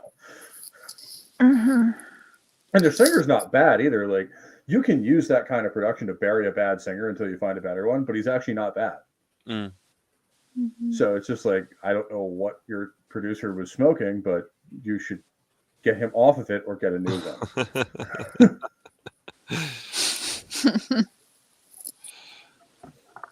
Oh, okay. So Sentinel's got one here. So apparently the new tour has like 3 or 4 Senjutsu songs, which are mostly at the beginning of the set. Oh, good. So go get your t-shirts early. and go grab a hot dog or another beer and then get down to the freaking I never thought I'd have to use these techniques with bands like Maiden. They're not bad songs. There's just the whole album, there is no highlight in it at all. Whereas in Somewhere in Time, there are great songs. It's just not as great. I mean, it is a great album. It's way better than Number or Peace of Mind. But it has my favorite songs, Deja Vu, which is so... I don't think have they ever played it live? I don't think probably so. when this album came out. 86 is probably the last time they played it live. Yeah, it's a great song. It's one of my favorite songs from Maiden. And Loneliness of the Long Distance Runner. That's if you ever actually need to go running, listen to that one because it works. It's perfect, has the perfect pacing for running, but it's a great song. And Alexander the Great, I don't know if this is unpopular opinion, but I think it's better than Rhyme of the Ancient Mariner. Wow. I could see arguments for either one, but Yeah. Alexander the Great is certainly one of their better ones. Yeah. Especially me being a history nerd, where you're like, oh my god, Yeah. they're giving people a lesson on Alexander, on one of the greatest historical figures in 8 minutes. Yes. Yep. I think that's my bias too. I just like that song more than Rhyme, but what Rhyme is amazing as well. Yeah, sadly, Sentinel Brave New World is the last real classic record from them. Because Dance of Death is a good record, but it does have some filler in there. And then the slow march down to Matter of Life and Death begins. And it's all just kind of downhill from there. And it's really sad seeing that from Brave New World, where you have, you start off the album with the Wicker Man. Wicker Man, Brave New World itself, Ghost of the Navigator, The Mercenary, like the entire album kicks ass. And then you go to this narcoleptic freaking very proggy sound. It's just like, no, go back that way. Like even Passchendaele, like as much as I love the song, it is too long. Yeah, I can see that. Like they could have cut that down by a minute or two and been just as good. And probably better. Even as much as I love that track. But, you're right. Somewhere in Time is, as a full composition, like the entire album just fits so well together. Yeah. In a way that a lot of their early albums don't. It's not as good as Power Slave, but it's a good album. Power Slave is a very coherent piece. Like they really did a great job focusing the entire musical effort of the band onto every single one of those tracks, and they were all really, really coherent in terms of flowing into one another. Which is something that has been lost, I think, over time in music, is not making an album rather than making a collection of 12 or 13 songs. Which I think is something that needs to come back, because metal bands are still doing it. Yeah. Especially bands like Sabaton are creating entire records based on because they grew up listening to the 80s stuff.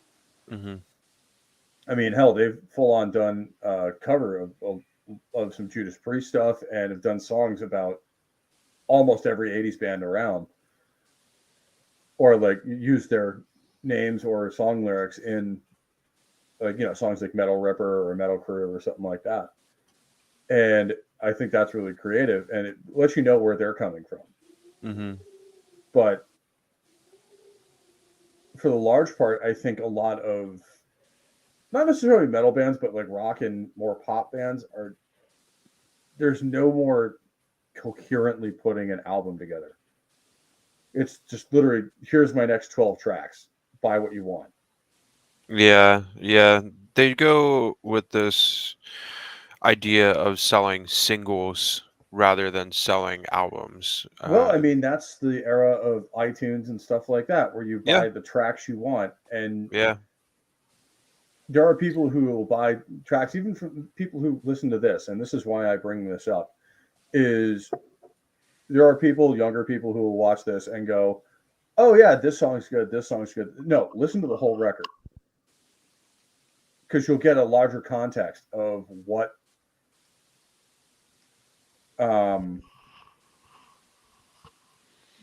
everybody is, or what the entire album's about, and it has a much more consistent sound than you'll get on anything after, say, 1995 or so. I also find that to be very similar to, again, I keep bringing up, but how a lot of black metal albums are, is that you're meant to take the album in as a whole, the full atmosphere of it, like the whole deal with it. And then there's some bands, even in the black metal scene, where it's like, yeah, there's a couple tracks on here that really stand out, but the rest of it is just, bog standard black metal. Yeah. I mean, even some of the greats were guilty of it. There's a couple Marduk albums that were kind of meh. Definitely. Yeah, there's some stuff from Marduk and Emperor that I'm just kind of like, I don't know about that one, man. Well, with Emperor, the only one that I really didn't like was their very last one. What was that Opus or what the hell was that one? I can't even remember the album name. I didn't care. Yeah, I forget the album name, but yeah, you're right. It was a little wander a little bit. Yeah, they got, as you said about Maiden, they got a little self-indulgent, but anything prior to that, like Anthems to the Welkin at Dusk, especially, was abso-fucking-lutely amazing. Yeah, Emperor is one of those things. If you're looking to get into black metal, like I would heavily recommend that band. Like, just go listen to their shit because it's good. Yeah, Emperor is usually one of the ones that I recommend. Immortal is another. Mostly Immortal because it's a different sound than a lot of black metal, and Abbott's vocals aren't too over the top to make people go, what the hell am I listening to? Like, if people want to get straight into black metal, I'll recommend Emperor. If they want to hear where black metal started and kind of evolved, I'll give them Venom and Bathory. Yeah. Because that's there's two ways into that genre. Is either you just want to dive in at the deep end and figure it out, or you want to like kind of hear how it evolved and kind of where it came from. I mean, I got to admit, I got into black metal at probably one of the better times because Battles of the North was new. The only Emperor album that was out was Into the Nightside Eclipse. Marduk had just put out Heaven Shall Burn When We Are Gathered. Ooh, nice. Yeah. So I got into it at a time when the second wave was in full swing. Yeah. Dark Funeral had just put out their first album. Their first EP. Another band I think more people should listen to, especially their older stuff, because early on they're fucking titanic. Who? Dark Funeral. Yeah. You know what? Their first two albums are the EP and then their first full length are absolutely exceptional for black metal. Their later stuff, their production sucks. Yeah, the drums are way too loud. The vocals aren't loud enough in the mix for the guy's vocal style. But if you guys want a good Dark Funeral song to start with, songs like Unchained My Soul are fucking phenomenal. Because it does showcase pretty much everything that second wave black metal does right. Where you have a lot of blast beats, you have a lot of atmospherics, and you have a lot of that vocal style, but it still sounds like it was recorded well. You know what I mean? Doesn't sound like early black metal where not to shit on early Dark Throne because it is actually pretty good, but it can even be hard to discern notes from certain places. Yeah. Because it's just so badly recorded that you can't even tell. Yeah. And that's nothing against them. They just didn't have the money to record like that. But what the Sentinel's saying here is absolutely correct. Is Priest is killing it. Accept is killing it. I'll put Saxon on that list as well because Carpe Diem's fucking savage. And I haven't heard the new Halloween, but I'll need to. And they're absolutely killing it. And then Maiden is one of the only original metal bands that's still around that's not doing that. And at this point, he is absolutely correct when he says, and this is really sad because this is something Maiden used to be known for. Yeah. Was making a 4-minute in and out fucking killer track like the Trooper, Run to the Hills, freaking Number of the Beast. Hallowed be Thy Name's a little longer. Deja Vu. Hallowed be Thy Name's a little longer. Ace is High. Ace is High, yeah. Flash of the Blade. Things like that. Like, you can go down the list. And up until that period, they were known for that. The quick, speedy, almost like very tight up-tempo tracks. And now you couldn't get them to play fucking up-tempo. I want to say this album was one of the ones where they really first started getting into we'll do longer than 5 minutes on a few tracks. Yeah. It won't be so bad. Yeah. And if you look at this, you got Caught Somewhere in Time is 7.5 minutes. Yeah. Heaven Can Wait is almost 7.5 minutes.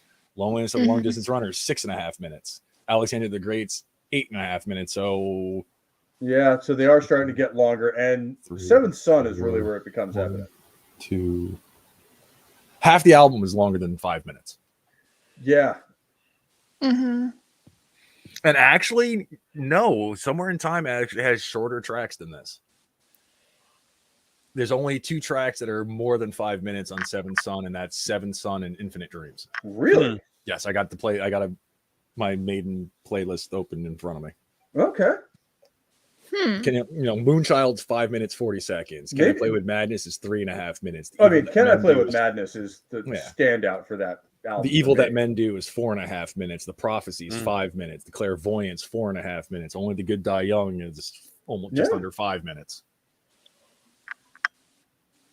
Yeah, you're not wrong. So maybe it just feels longer. Could be. Because it's a lot. I think Seventh Son, it's been a while since I've listened to Seventh Son in its entirety, but it seems a lot more down paced than a lot of their earlier stuff. So maybe that makes it seem drawn out.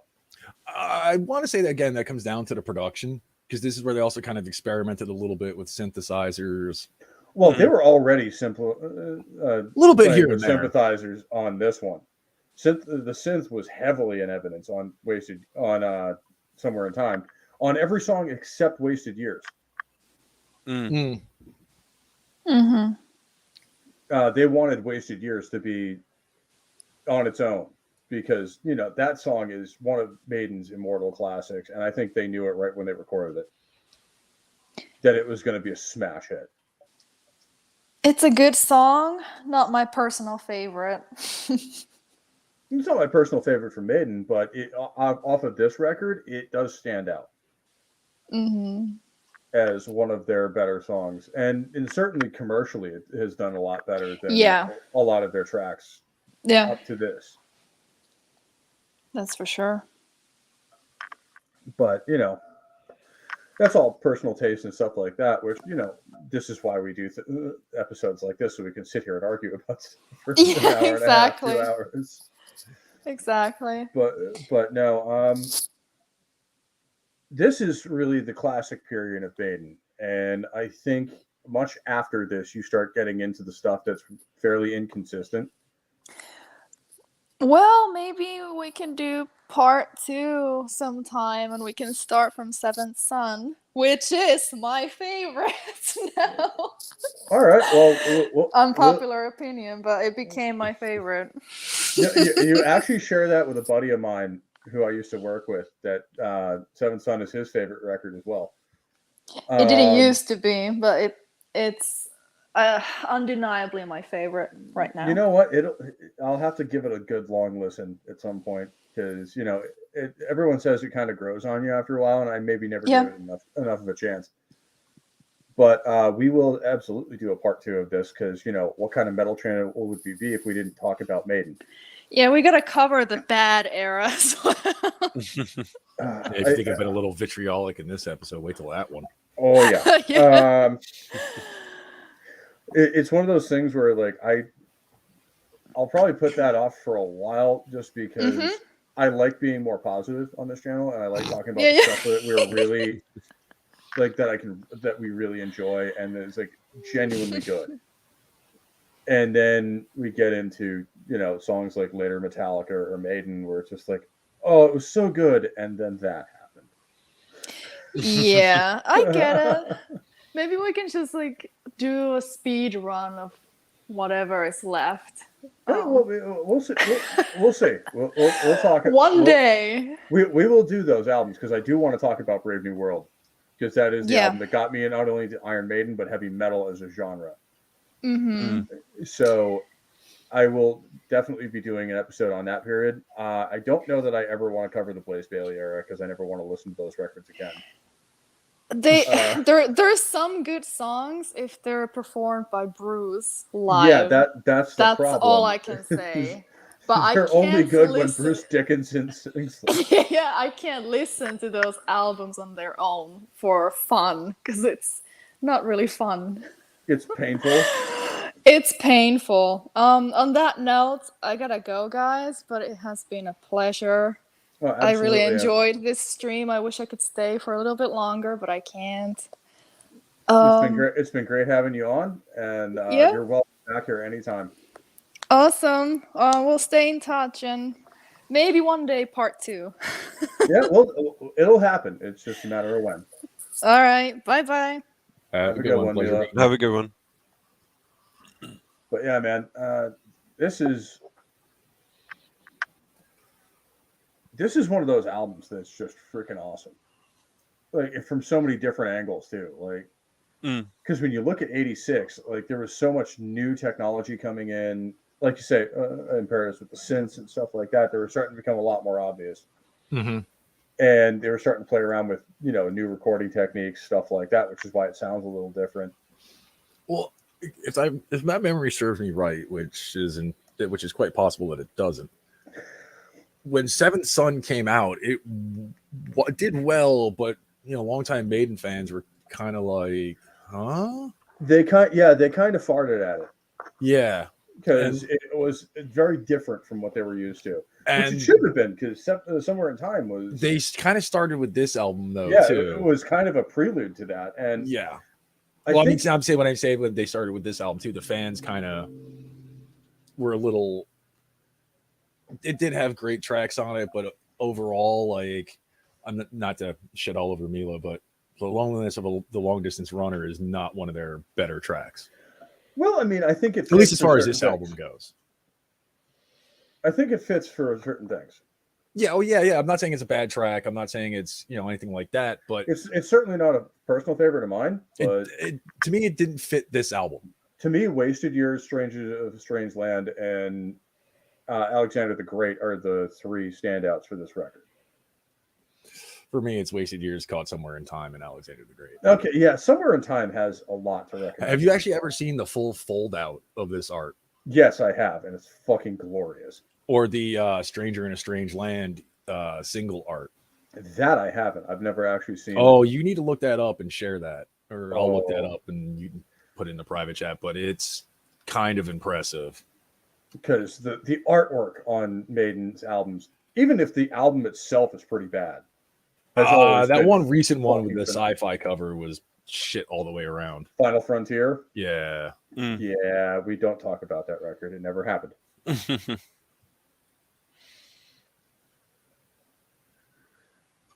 And Sentinel actually mentions a show we did, Imperitus. This was the first time we ever streamed together.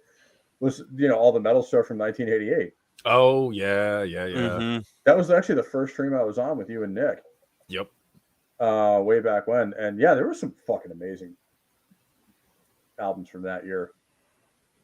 And even 86 too. There was a lot of great shit coming out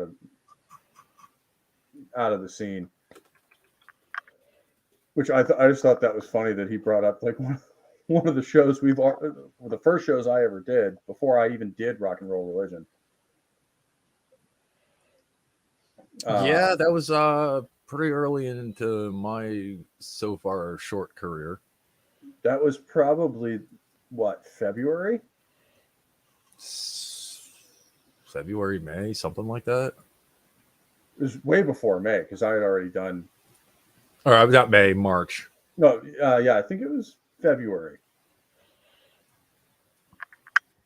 And King Diamond, Beggar Heroes got it right here with King Diamond's Them in '88. Mm-hmm. That was that his first solo one or second? Second. The first one was Conspiracy. That's right. Yep. And that album's great too. I mean, all of King Diamond shit has been great up until I wouldn't say all of it. There's a couple up until like 1998 or so. Yeah, like the first 4, 4, 5, 6 albums are phenomenal.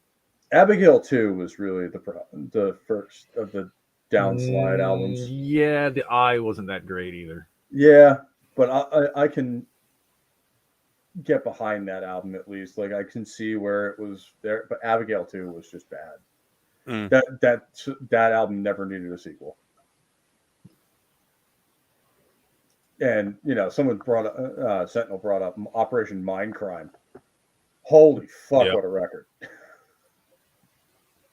mean, the whole thing, and especially as a concept album, basically talking about MK Ultra and stuff like that, which I'm not even sure we're allowed to mention anymore. But the songs on that, like songs like "Spreading the Disease" or frickin' "I Don't Believe in Love," or goddamn, Queensryche used to be so good, and now then they pissed off Jeff Tate, and I think their lead guitarist left too. And now they're just kind of here. Yeah, well, they were actually supposed to be opening for Priest on the show I was going to see them at, so I was actually interested to see. There you go. I was actually interested to see how they did. Unfortunately, they never got the chance to. Let's see if I know how to share that. Okay, share screen, and boom. You guys see that? No. Hang on.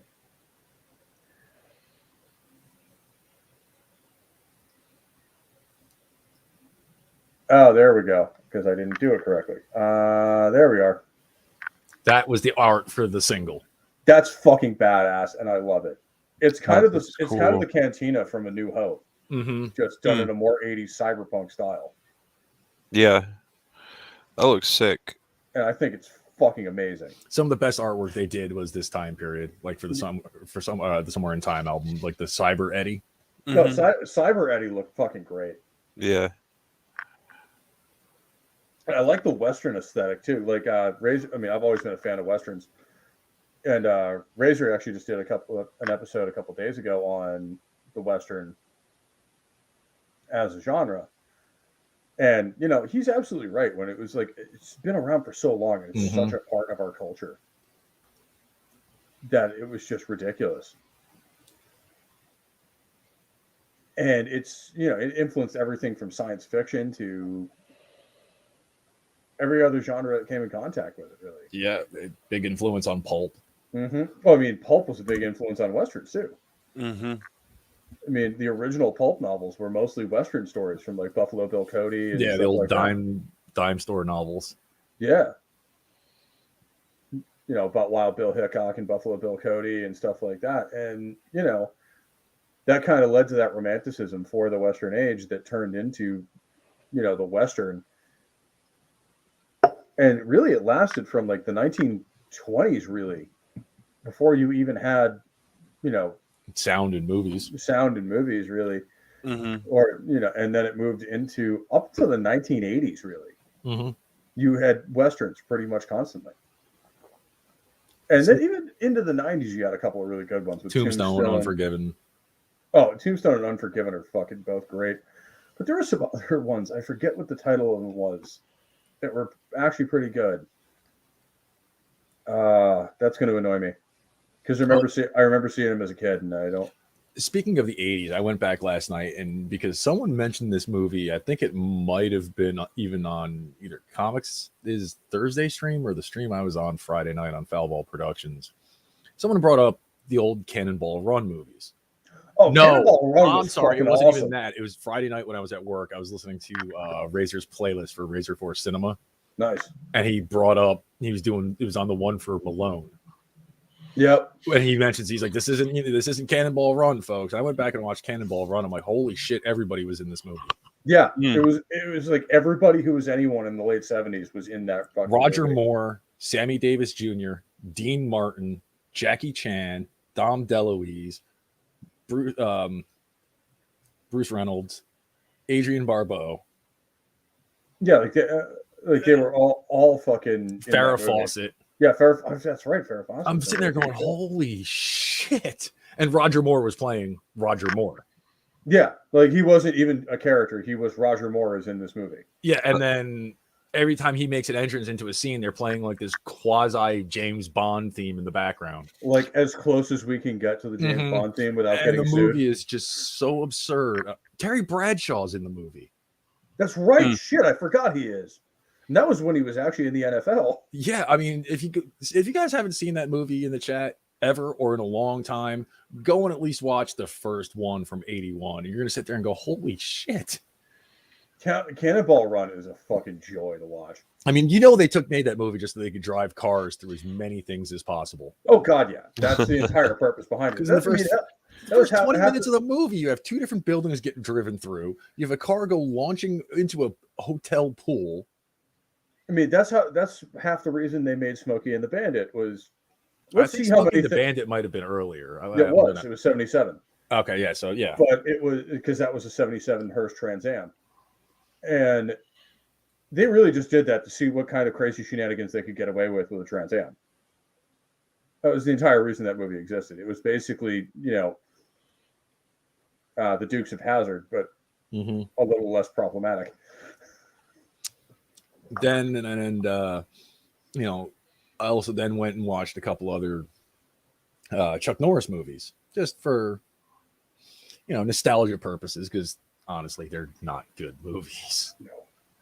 But he's a great martial artist, but the movies he chooses to put himself in. What do you want when 90% of his movies were made by Cannon? Yeah. Because I went back and watched Firewalker. I remember why I've only seen that movie one or two times in my life. Chuck Norris and Lou Gossett Jr. as a buddy archaeologist duo quipping jokes back at each other's a little odd. And then I went back and watched Delta Force. Whoa, that movie would not get made today. No, I remember that one. Yeah, it's actually not a bad movie though. No, it's not. Yeah, and surprisingly, you go and watch it, you're like, wow, this is a Cannon movie with a budget and a coherent plot. Hey, let's take it easy on the budget part, because that movie had it wasn't anywhere near some of the top tier stuff, but yeah, it was. But for a Cannon movie, I mean, come on, go look at the Ninja trilogy of movies and tell me Cannon ever used a budget. Yeah, fair. That's true. Well, I mean, they probably blew all their budget on Delta Force, and then all of it on Masters of the Universe. Yeah, that was another one that movie could have been so good, but it ended up turning. I think it was too close after Conan the Destroyer. They also did a bunch of stuff that they didn't know what to do with that movie, because Midnight's Edge and After Dark, Andre did a whole bunch of stuff on He-Man. He did a specific episode on the movie. And because Conan had come out and had been popular, they tried to want to make it a little bit more like that. And then they thought they had X amount of a budget. And then it turned out, because, Canon, they didn't. Yeah, because Canon doesn't do money. So they couldn't do like crazy. That's why you only had a couple places where it was more fantasy and not real world. They did the whole He-Man comes to planet Earth to, save money on a budget. And I think that's where the problems start for a lot of franchises, when you just don't have the money. And then you try to do it anyway. Well, the other problem is too, and this goes for all areas of entertainment, you've always going to have somebody, be it a director, a producer, a writer, and in some cases an actor, who want to leave their mark on something.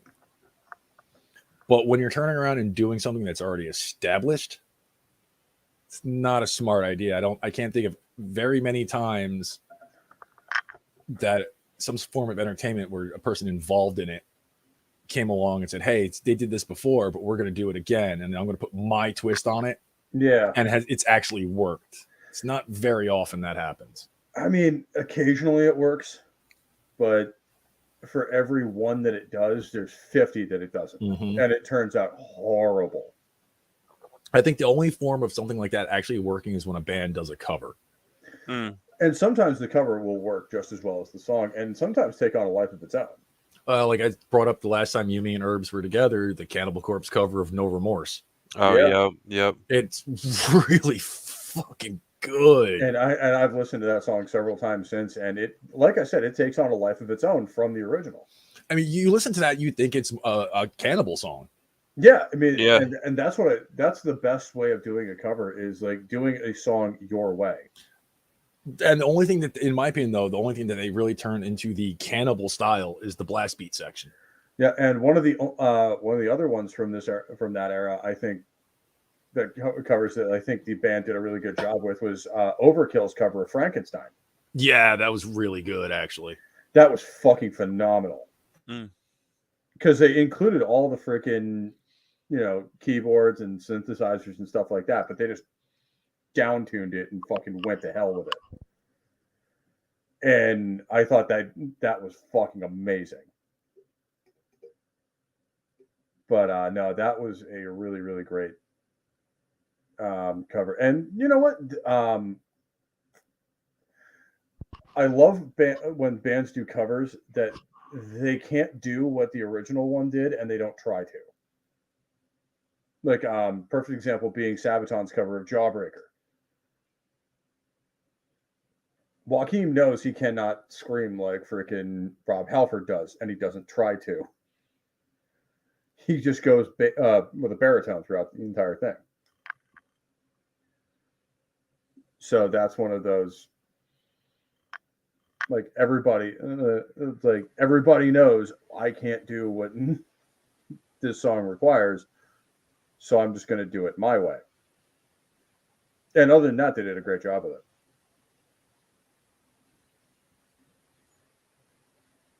Oh, and for the record, that Overkill cover you were talking about came out in the 90s. Did it really? Yeah. I thought it was earlier than that. No, it was on the Horoscope album. I remember that came out like 92, 93, maybe 91. Okay, I thought it was like 88, 89. No, no. Around this time for Overkill, I want to say their third album had come out, maybe the fourth. So they were probably on... I know tracks that were on the album, but I can't remember the album name now. That's going to piss me off. I mean, Mean Green Killing Machine came out in this period. No, it didn't. No? No, that's, again, also 90s. Really? Yeah, I'm pretty sure. I figured that was like 88, 89.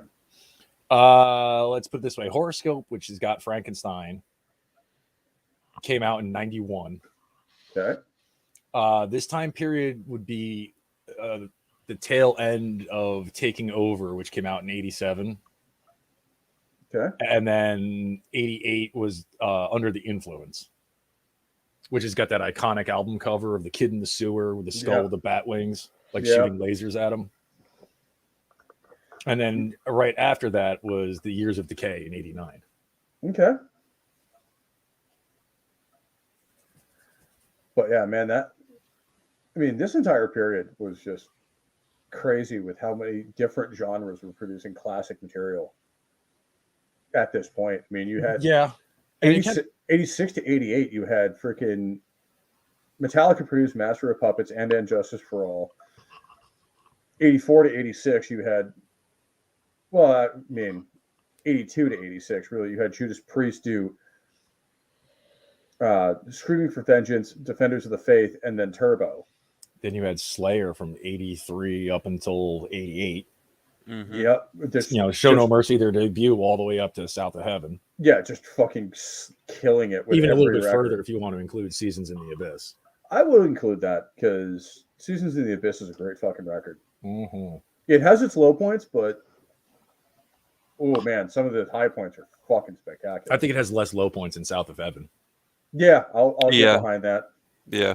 I mean, South of Heaven's got the high points in South of Heaven are higher, in my opinion, than Seasons in the Abyss. But the lows in South of Heaven are a little worse. Yeah. I'd agree with that, yeah. But that entire period, you have, all of their classic stuff, like Chemical Warfare, fucking Angel of Death, Hell Awaits, Rain and Haunting Blood, the Hell Chapel, Awaits. Which is one of my favorite songs, fucking by You the way. Against You. Fucking. This is also the time when they put out some covers, too. Mm-hmm. Yeah. They did Dissident Aggressor. Don't get me started on that track. I fucking hate it. Now, they did another one, too. I think Dissident Aggressor is a Judas Priest song, correct? Yes, it is. From 77. Okay. They also did another one, I believe, before that. I'll let you know in a second. Aggressive Perfector. Yeah, that's an original from them. That's not a Judas Priest track. I could have sworn that was a cover. I think that's an original from them that they may have riffed off of Dissident Aggressor, and then used it as a. Well, Aggressive Perfector came out before, because it was that the first time that was put on recording was Haunting the Chapel. Well, it may have been an original recording, but it would have been done based. I mean, Sin After Sin came out in 1977. Right. So these guys would have been listening to that shit before they even became a band. Dissonant Aggressor, I would credit with almost the start of thrash metal, because they created that sound all the way back then. Because musically, it's very different from normal Judas Priest. And Sin After Sin is really the album where you start to see the first two albums, like there are elements of it, like, Victim of Changes and stuff like that, where it's very Sabbath-like. But 77 with Sin After Sin, you start to see a lot of more speed metal elements come into Priest. A lot more up-tempo stuff like Call the Priest and stuff like that. Yeah. And that's really when you start to hear a lot of what would become modern-day Priest start emerging.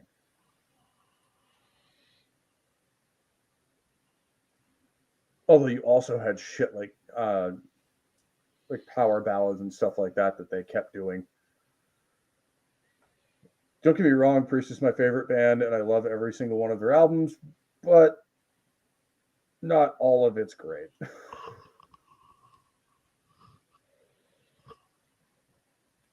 There are always cracks in the armor, shall we say.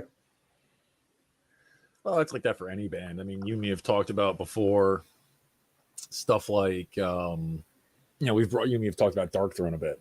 Yep. How they've got the first few Dark Throne albums are fucking amazing. Everything they did after that, the exception of Soulside Journey, which was kind of mediocre Scandinavian style death metal, but it wasn't bad. And then Blaze in the Northern Sky, Under a Funeral Moon. Under a Funeral Moon was probably their high point. Mm-hmm. I would kind of want to say Blaze in the Northern Sky. Okay, I won't disagree with that, because that's got more songs that are, well, I hate to use the term, especially since it's black metal, but catchier. In the Shadow of the Horns. You can't really say anything bad about that track. No, you really can't. Like, it's Under a Funeral Moon and Blazing the Northern Sky are probably the best Dark Throne ever got. Yeah, because I was not really a huge fan of Transylvanian Hunger. I like the song. I don't like the record all that much. The rest of the album kind of blends together. But Blazing in the Northern Sky, where'd that go? Where'd that go? God damn it. I thought I had it. But then you also had, In the Shadow of the Horns. Yeah, that's not going to help me at all. Okay, never mind. The title track. Yeah, songs actually had some catch to them, and they did that again after the fact when you got the stuff like Total Death and even some of their newer stuff. Like, there's that one song Razor rips on because he says it sounds like unmitigated fucking clown music. Yeah, and he's not wrong. But I like that track. It is fun. I'll give it that. But then what's even better is when you tell people what it translates to. It's fun in all the wrong ways, though. And then you tell people like, oh, what does that title translate to? Oh, it's just Jacquemont Jesu Christ. It means checkmate Jesus Christ. Yeah, it's just like, it's fun in all the wrong ways. But it really is like kind of an interesting playground. And Soul Assassin's right here. Machine Head's Hallowed Be Thy Name cover was fucking phenomenal. And it's because they stuck as close as they could to the original. They didn't try to change too much. They didn't try to pretty it up. They just did it because they love the song. And also, yeah, Sentinel's right when he says this. Every Priest album has to have at least one freaking power ballad on it. Power ballad. They're like the redheaded stepchilds of rock music, I would say. What, the power ballad? Yeah. Power ballad, yeah. Because every band does them because they sell, and everyone else hates them. Yeah. Although I will say, Screaming for Vengeance doesn't really have one. Maybe Take These Chains or Pain and Pleasure. But those songs still absolutely kick ass.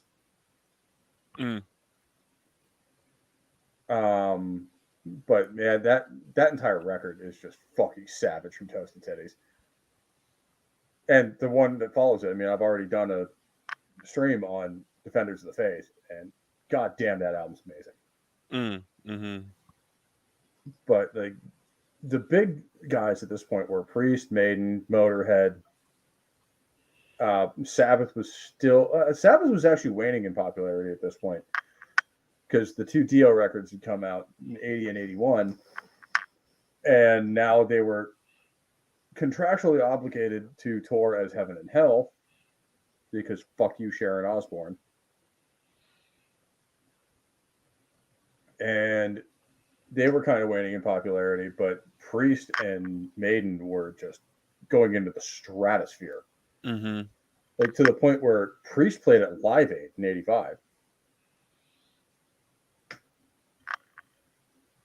They were on the American side of the house, but they actually played at that show in the like towards the middle of the show.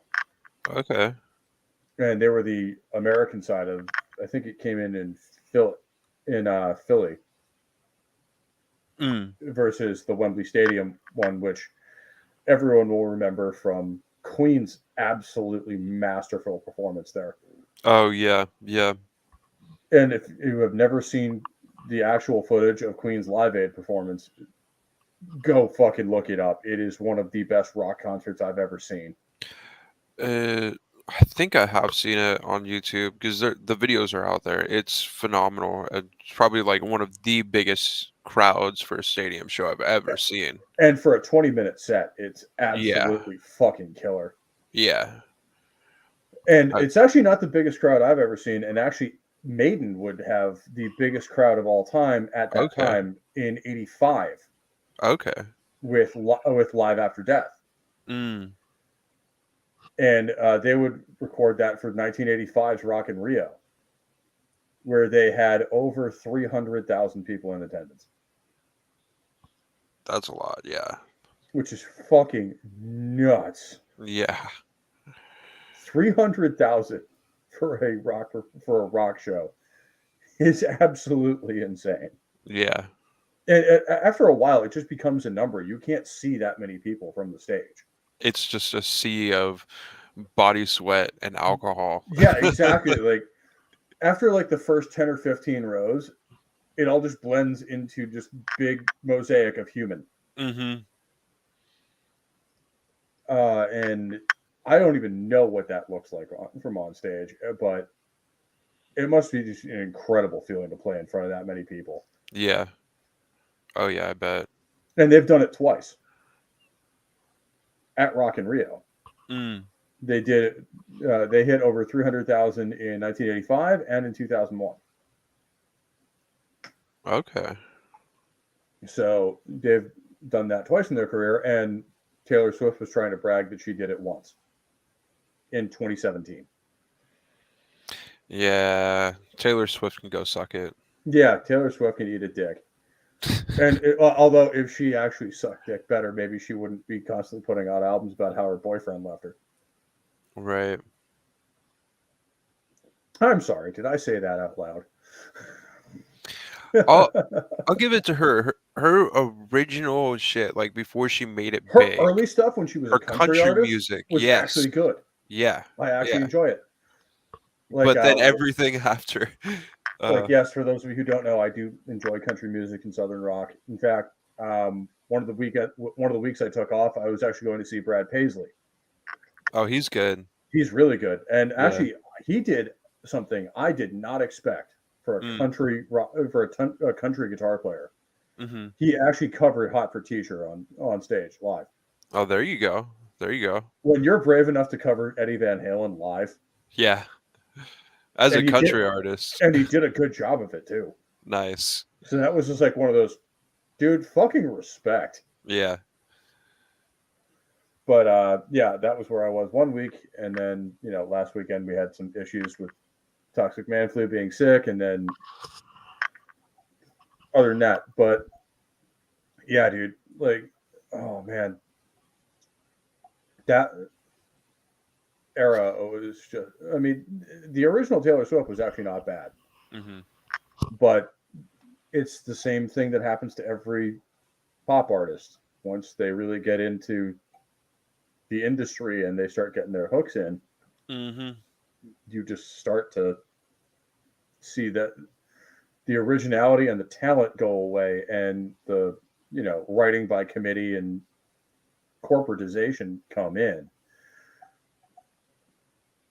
And I think it took a guy like Michael Jackson or Prince to fight against that, because Michael never had any kind of truck with that, and Prince was just too talented.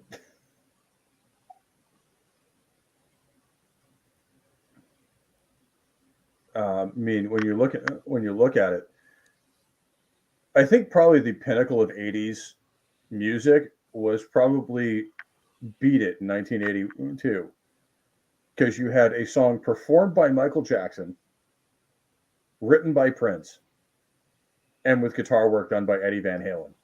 Yeah, definitely the pinnacle of pop music. I would agree with that. That's just like a collision of talent that you don't see every day. Yeah, and actually a decently good challenge for teaching beginner guitar students or beginner drum students. As someone that's taught music, like I will use that song for any first year student. Really? Yeah, it's fun. A lot of people know Michael Jackson. A lot of people know Beat It. So when they're like, "Oh, we're gonna learn this one," awesome. Everyone wants to learn it, and then they realize what Eddie's actually doing. Yeah, and they're like, no. I don't know the drummer's name, but like it's a classic beat and definitely one to start out with for sure. It actually wouldn't surprise me. It actually wouldn't surprise me if it's Alex Van Halen. Yeah, you're right.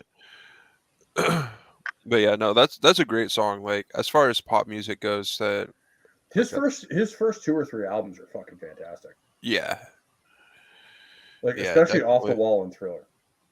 Yeah. Because he still had a lot of the rock leanings and funk leanings of his earlier stuff in those 2 records. Bad, I think, was a lot more 80s, and you can start hearing the synth a lot more. But it was still a good record. Yeah. And it still had some heavy stuff, too, like Dirty Diana and stuff like that. Dirty Diana, I don't know if I've heard that one. What's the one that I go to a lot? Billie Jean's a good one.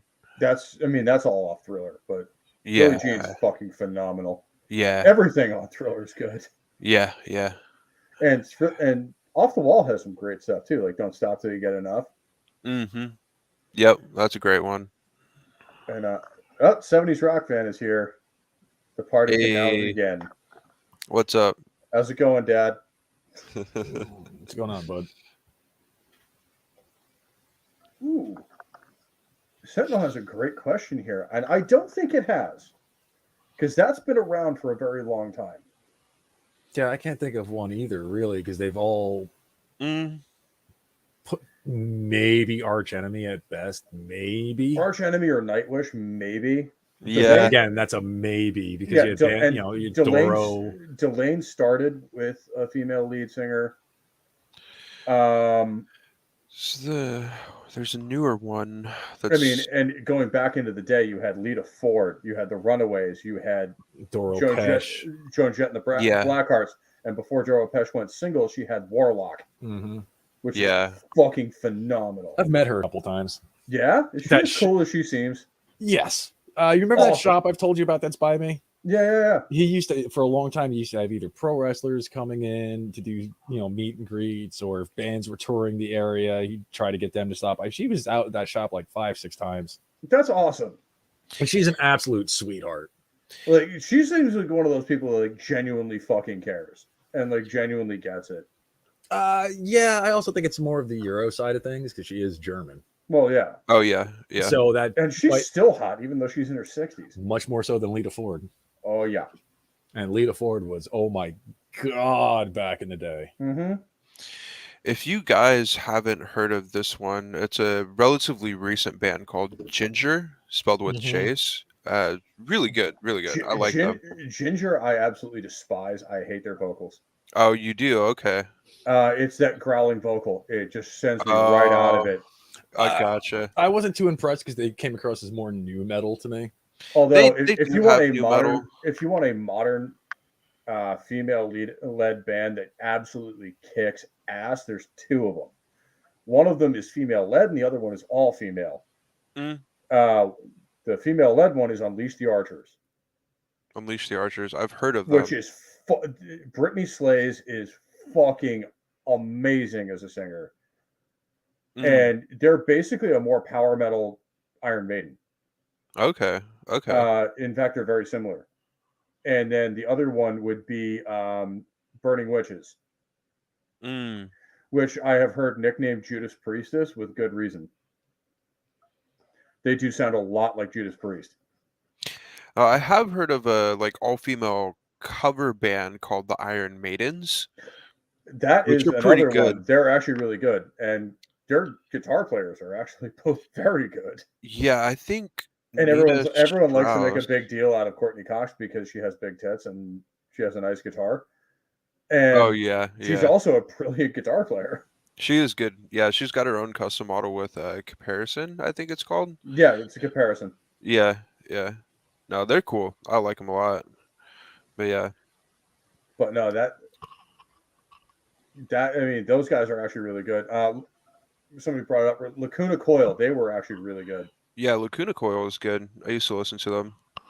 Haven't followed them. They kind of started that male and female lead vocal trend in 2002, 2003. They're from Italy, right? They are. The female singer is like an opera singer or something. Well, yeah, and that kind of started the symphonic metal. Yeah, that kind of got into that. And at the Sentinel, if you're just getting into Unleash the Archers, the album Apex is where I started. And holy shit, is that a record? I'll have to check them out. They've only been around as a band for 5-6 years. Yeah, Unleash the Archers is pretty good. And man, they do everything right.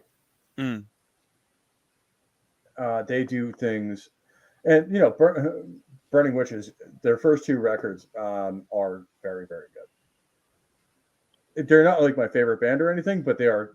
I would put them solidly in the new wave of traditional heavy metal. Okay. Because they're about the same age as bands like Wolf or Space Vacation, a couple other ones that have been around a minute, but they are absolutely killing it. And then you have the newer bands like Ambush and stuff like that are straight up 80s heavy and speed metal that came out in 2015. Or bands like Star Chaser that are more power metal, but they're brand new. They came out this year. So I'm glad to see that sound is continuing to carry on and continuing to have new additions into it. And that's always nice to hear, is when people are actually nice people. People everyone idolizes are actually nice people in person. I've met Alice Cooper. He's one of the nicest guys I've ever seen. Alice Cooper's awesome. Yeah. He actually has a house right near me in Reading. And I actually ran into him in the store. Oh, nice. I was sitting there, taking something off the shelf. And I turn around and there's fucking Alice Cooper. And he's not wearing the makeup and all that, but I'm like, no, you're Alice Cooper. He's pretty distinctive. And I'm just and I walked over and said hi to him, and he was absolutely, willing to just, sit there and talk to you and stuff like that. But, one thing I have actually heard is that Bruce Dickinson can be kind of an asshole in real life if you get him in the wrong mood. So not surprisingly, so can the guys from Morbid Angel. That doesn't surprise me in the least. But I've heard from people who've met him that it's not all the time, and most of the time he's a very lovely person, but if you get him in the wrong mood, he can be an absolute dick. He's a lot like Dave Mustaine in that way, where most of the time he's awesome, and yet if you get him when he's in one of his pissed off moods, it's just gonna get bad. Yeah. But I mean, running into Anthony Kiedis and saying he's laid back is probably because he's stoned out of his fucking gourd. Yep. I mean, they're from what, LA or some shit like They're that. from Los Angeles. They're from LA. Yeah, no, that's common there. Actually, like weed is one of the most mild things you can do out there. Oh no, I've actually read his autobiography because Mm-hmm. my buddy had it, and this dude started smoking weed when he was 10. Yep. And started doing shrooms when he was 13. So yeah, I'd believe it. It's fucking California, bro. I'm from there. Yeah, that's one of those. Just like that makes total sense. Yep. And it also explains a lot about some of the lyricism and some of the Chili Pepper stuff. Although I do enjoy a lot of their music. Yeah, no, it's good. Well, because I mean they've got Flea, and then Flea's a brilliant their fucking bass guitarist too. I forget his name. I know they had like they've gone through like 2 or 3. Yeah, a couple of different ones, but the original guitarist fucking phenomenal. Their early stuff is really good, and their newer stuff is actually pretty good. Mm-hmm. They actually have like a 70s funk vibe, which I like. Mm-hmm. Yep. Oh, and to put a little bit of a capstone on Bruce Dickinson can be a dick. During that tour that I saw him on for A Matter of Life and Death, someone had was deep into the tour, so people knew what the playlist was. So someone in the front row had like a sign saying, "We want the old shit," or something along those lines. And Bruce reached out, grabbed the sign, ripped it up in front of him, and said into the mic, "Yeah, we're not doing that." Yeah. It's like, okay, Dick. Like, your album, okay, it sold well because you were still at the, oh wow, real Iron Maiden's back. People still wanted to hear all your other shit over that album. Yeah, I mean, Brave New World at least had enough good shit that wasn't really a thing because people had enough new stuff to listen to that they didn't really care. Mm-hmm. But Matter of Life and Death, and then, Dance of Death, and then later, everyone kind of was like, "Oh, can you play your old stuff?" No, fuck off. Well, what's funny too is I'm not the hugest fan of them, but Henry Rollins did a tour, or didn't do a tour, but did like a couple festivals that Iron Maiden were on. Yeah. And I think he might have actually been opening for some of their tour. He said, "No, don't ever open for Iron Maiden." He goes, "Main reason, the crowd doesn't care that you're there." No, I mean, no one's there to see you. I guess one of the shows that he opened for him was in Spain. And if you know anything about Latinos and metal and Hispanics, Spain and Hispanics are two different things. Well, yeah, I know. But he said the only reaction he could get out of the crowd is when he taunted them. Yeah, where they're just like, whatever. They did not care that they wanted 5 hours of Maiden and nothing but then he pretty much turned around and called at least Bruce Dickinson a pretentious prick. Well, I mean, he's not wrong. Sitting there, he's like, I saw an interview they were doing while we were doing this tour, and he's like, oh, well, we write about books. He's like, yeah, that's great. You write about books. How about you write a song that is less than 6 minutes long? Well, again, Henry Rollins is not incorrect.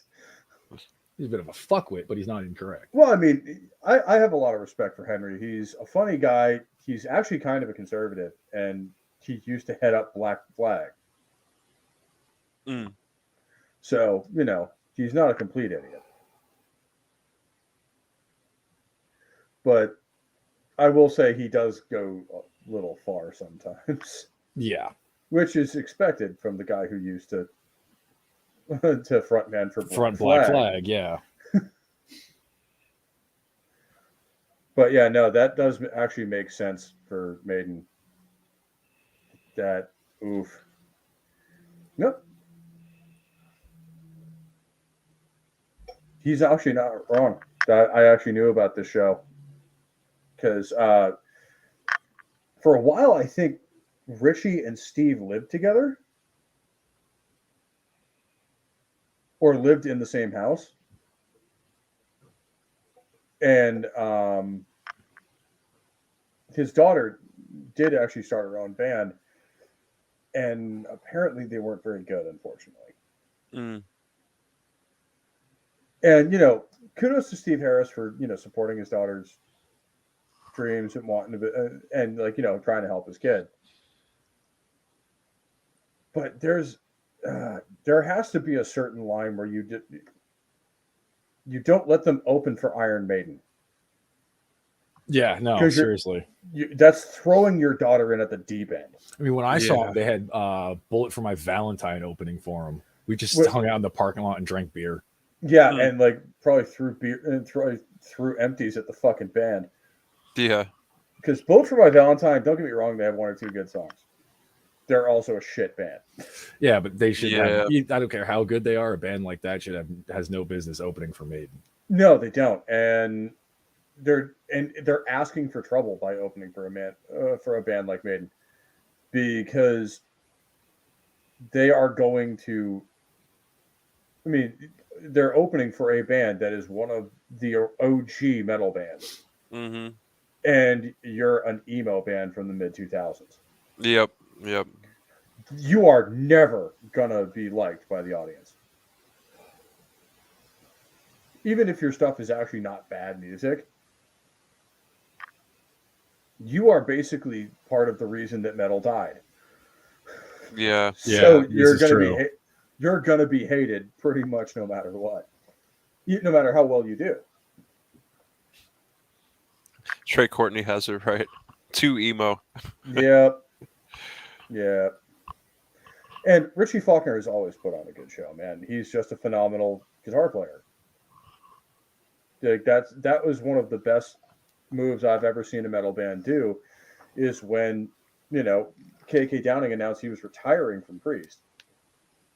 They went out and got a new guitar player. And they got Richie Faulkner, who's one of the best guitar players I've ever seen. And he's young. He's much more innovative than I think KK ever was. I'm probably going to get flamed for that one, but I don't care. I actually like Richie better than KK in a lot of places. And I think he breathed new life into Priest. And I feel like maybe Maiden needs that lineup shake that Priest has gotten and Accept has gotten, and Saxon hasn't recently. But they have a new producer in Andy Sneap, which their last 3 albums have been phenomenal. And that's also the guy who's produced the last 2 Accept records and the last 3 Priest records. And he's also now on tour as Priest guitarist. So, I think that sound is... And he actually had his own side project in Sabat, which is a phenomenal band. But I think that is going to fuel a new life into the older bands. And unfortunately, I think Maiden has insulated themselves from that. Because they're never going to... And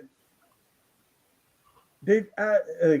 when everyone else was kind of stripping down and, going another way, they added a third guitarist. Now, don't get me wrong. I'm a guitar player. Herbs is a guitar player. I can see having two guitarists in a band to kind of feed off each other and play and do stuff like that. I can see absolutely zero effective reason for 3. Because now they have Yannick Gers as well. Only certain situations where it can work, but a lot of times in most bands, you really only want 2, one doing rhythm, one doing lead, or the 2 of them trading off leads. Unless you're doing some weird cacophony symphonic type of orchestration thing, 2 guitarists is enough. Which may be what Maiden's going for here, but god damn it, don't do that, because no one likes that shit. Yeah, exactly. You're fucking Iron Maiden. Do Iron Maiden stuff. Yeah. And everyone loved you when you were a punchy, kind of almost speed metal band that did 4-minute songs. And the second you started going longer than the average being 5-6 minutes, now they're gone. Everyone else kind of left. And I think the departure of Bruce had a lot to do with that in the 90s, where everyone else was kind of found somewhere else to be. Well, to be fair, some of the solo stuff Dickinson did was pretty good. Yeah, I've heard some of his solo stuff, and it's fucking amazing. And some of it sounded more Maiden than what Maiden was doing at the time. That's also true. Same thing could be said for Judas Priest with Rob Halford, where some of his solo stuff with not necessarily Fight, but Halford. Fight wasn't terrible, though. The first Fight album was good. Yeah, it was. But his stuff with Halford, like Resurrection, Jesus Christ, that is just straight balls to the wall heavy metal. Mm-hmm. And I think that set the stage for Priest coming back in that way. Well, there's some bands out there, and I've noticed this over the years, that never lost that metal edge. Priest being one of them, Halford with his solo projects. Accept, Slayer. I will say Accept has some albums in the middle there that are not great. Right. I mean, not every album by every band is going to be good. You know, Testament has their fair share of shit. I will say Motorhead has never produced a bad album. You know, Testament, they had a couple albums that weren't so good. Yeah. But, you know, like Demoniac and Low. But the entire back half of Metallica's catalog. Right. You have but some bands, they don't ever want, you know, no matter how big or popular they get. Case in point, Priest. You know, they stuck to what they did. They didn't try to change their sound and do more things to get more money or more popularity. You know, case in point, Metallica. They did it for radio play and to be a overall bigger band, even though they were the biggest metal band in the world at the time. They weren't even the biggest metal band. They were the biggest rock band in the world. Yeah. They were outselling fucking AC/DC at that point. Right. And doing what they were doing at that point, let's change it and, you know, we can get even more popularity. Which is mind-blowing that a thrash metal band could be outselling AC/DC in 1989. Yeah, yeah. I mean, it's fucking AC/DC, for Christ's sake. Like, Nick, they're one of, like, when you mention rock and roll, AC/DC is one of the first things that pops into their head. Exactly. Yeah. Like, well, they started back in the 60s, was it? With It's a Long Way to the Top. That might have been very late 60s. It would have been 60s, yeah. 70s, actually. Their first album was 78, I think. 78? Okay. I thought it was earlier than that. You're thinking the Scorpions. Scorpions. Okay. Scorpions started in like 67. Gotcha. Okay. But yeah, I mean, the first couple records, I mean, don't get me wrong, I'm not shitting on AC/DC in any way, shape, or form. I love the band. But when Metallica is eclipsing them in 1989, playing thrash metal before the Black Album ever came out, that's fucking nuts. Yeah.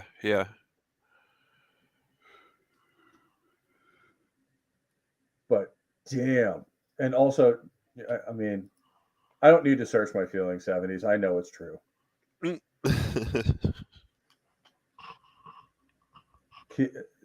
He's responsible for men like me and Imperitus. You know, sewing. Apparently 70 says they were 73 when they were first formed. First made. Yeah, I had that wrong. I was thinking late 60s, but it was like 75, 76. I was going based on their albums in the US, but that later on. Yeah. So, you know, apparently 73 was when they started, which, you know, there was a lot of great bands that started in the early 70s. Oh, yeah. You're not wrong. Wrong at all. Queen being the first one that comes to mind in 72. I was thinking like Led Zeppelin. They're a big 70s band, but Zeppelin got started in the 60s. Yeah, you're right, actually. I mean, Black Sabbath got started in 1970. Yep. But, you know, they were actually a band from the 60s that kind of grew into what they became. Yeah, but their fashion was definitely stuck in the 60s. Oh, God, yeah. Man. The fucking tassels, the freaking... flared pants. Yeah. I mean... the bell bottoms. Yeah. You know, as much as people say, like, oh, the 70s were great for music and movies and this and that. Ozzy playing the tambourine. Yeah. I don't think I need to go back and witness some of that fashion firsthand. Yeah, no. The only thing I'd go back to the 70s for would be to grab up a bunch of old comics to stash in a fucking safety deposit box of a bank that is still around, so I can come back and go, yeah, I'll withdraw those now and then go cash in on them. Comic books and a couple of cars. Yeah.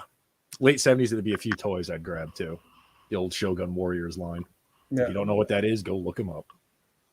I mean, if I was going back to 1970, there's at least 2 cars I would grab. Yeah. Just from that year. Yeah. Yep. The 69 Camaro C28 and the 70 Chevelle. 70 Chevelle. That was a beautiful car. Beautiful car. They both were. I mean, just Chevy knew what was up back in the day. You take a big, beautiful piece of iron and you put a giant goddamn engine in the front of it, and everything works out okay. Modern day battle mech. Yep. Yep. Just like you put a big, beautiful engine in a big piece of machinery, and somehow everything else just makes it work. Unless it's the Charger, in which case the BattleTech Charger, the 60s Charger, actually works pretty goddamn well. I'd say it's from 68 to 71. I'm a bit more of a fan of the Challenger, but I think it's because of Vanishing Point, like that movie specifically. But you can't fuck with the 70s Challengers. Oh yeah, The 71 to 73, the 70 to 73 Challengers are just fucking disgusting. Yep, they're mean. I will say that the 68 to 72 GTO comes close. So I just saw something. I keep Twitter open while we do this just to keep sharing links out and whatnot. Microsoft just cucked Blizzard. What do they do now? Okay, so they do. Okay, so Microsoft's buying Activision Blizzard. Yeah. Blizzard made some big announcement. They're going to on June 16th. They're going to have big announcements for Overwatch 2. And today Microsoft had their version of E3.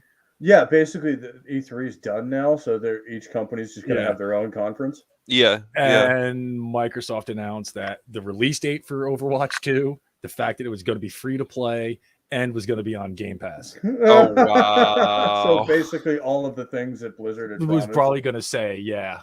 By the way, all these things these retards were saying, this is what it was. And then also they announced that Diablo 4 is going to be on Game Pass day 1. Yeah, really? I did hear that. So, and the best part is, what the hell is Blizzard going to do about it? Yeah, nothing. They can bitch all they want, and I guarantee when that deal like goes through, it's like the fuck you going to do about it? We own you. Yeah. And, as much as Microsoft has definitely been leaning woke over the past couple of years, they're actually very pro-consumer right now, which is scary considering they're fucking Microsoft. Yeah, but their big thing is making money. And if Blizzard keeps around with the fuckery they keep pulling, there's going to be massive layoffs at that company, and I'm going to laugh. And Blizzard and Activision have both been hemorrhaging public opinion for the last decade because they keep doing dumb shit and then shitting on their fans when they get called out for it. Blizzard more so than Activision. Yeah. Blizzard more so, but Activision's had their fair share. Well, the thing is, Blizzard hit a point where they were considered the PC game developer. Yeah, every game they put out was a hit. Diablo, when you look at it, StarCraft, Diablo, Warcraft, World of Warcraft, even. Yeah. And it wasn't until there was like a decade period where Blizzard could do no wrong. And it wasn't until a couple expansions into World of Warcraft where their egos took over. Yeah. And I think that really was what it was ego. During their third expansion, Cataclysm, they retuned heroic dungeons to make them fucking hard again. Yeah. And people complained, and the lead developer's response was essentially a long-winded get good. Yeah, that was one of those, like, I mean, you can say that if you want. I wouldn't. Yeah. I mean, he wasn't entirely wrong. Because coming from the content we were doing before, where it was just steamrolling through whatever you were doing that wasn't a high-end raid. Yeah. And then heroics were hard in Burning Crusade, because they were. Yeah, I mean, that was Burning Crusade. It was a fucking challenge to go through. And then Wrath of the Lich King really wasn't. Yeah. Because they wanted more people to experience that story because it was a story that everybody knew from Warcraft 3. Yep. And then Cataclysm came along and they were like, yeah, we're going to make things hard again. You overtuned just a hair. And when you have something like Ratchet of the Lich King where they had made things easier and people got used to it, you know, of course people are going to complain about that. But yeah, I tried getting back on the Burning Crusade. I tried as well. Relaunch and I just couldn't do it. It's too slow. Slow. It is slow. I was like, man, I want to be playing heroics already. Like, I get that the originals were like slow too, but they had a challenge as you went through. Right, but that's also the way it was at that time. Yeah, for MMOs in general. But like, I didn't raid in vanilla, and I was like, oh, you know, it'd be great to go back and do all that stuff. Yeah. No. No, can't do it. I mean, I play a lot more Final Fantasy 14 in this day and age, and even it's good, but it's a completely different style of MMO. You are forced to do the main story quest. You have no choice in the matter. Wasn't it like a bunch of people jumped on FF14 because of Asmongold? I think the big Twitch streamer or whatever. Between Asmongold and Preach Gaming. Yeah, they switched over because they were not happy with the way WoW was doing things and all that. And it wasn't even like the political stuff. It was like literally what they were doing with the games. I mean, the nice thing about Final Fantasy is you can create one character and be every class. Yeah. Because it's just like the job system in Final Fantasy. Yeah. Oh, it's cool. I haven't tried it yet. I mean, dude, their trial is the best trial you will ever see for an MMO. I love Final Fantasy too because I played like the older games and then a lot of references too. Controversially, I do like what is it? 12? I don't like the remake, but 12 is okay. 13 was when it went downhill. 13, like, I really wanted to like it because the graphics are fucking great. Oh yeah. But it was just I couldn't even get out of that linear area in the beginning where I'm just same. I'm just same, dude.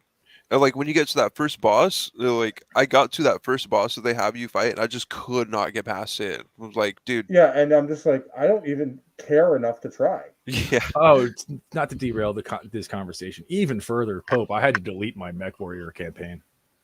What, the one we were playing? No, the actual campaign, not the career. Oh, okay, the one. And we might have to do the same. Why? Because I got to those missions you really want to get into. The Kestrel Lancers missions? Yeah, like the big ones where you're like, oh, we're going to go to that planet and we're going to wreck shit. Yeah. Did that planet, no problem. Bear in mind, it's a 2-year contract. Yeah. Went to the next planet, no problem. Went to the third planet, no problem until you get to the end because it's 2 missions back to back. Yeah. And I ran out of mechs.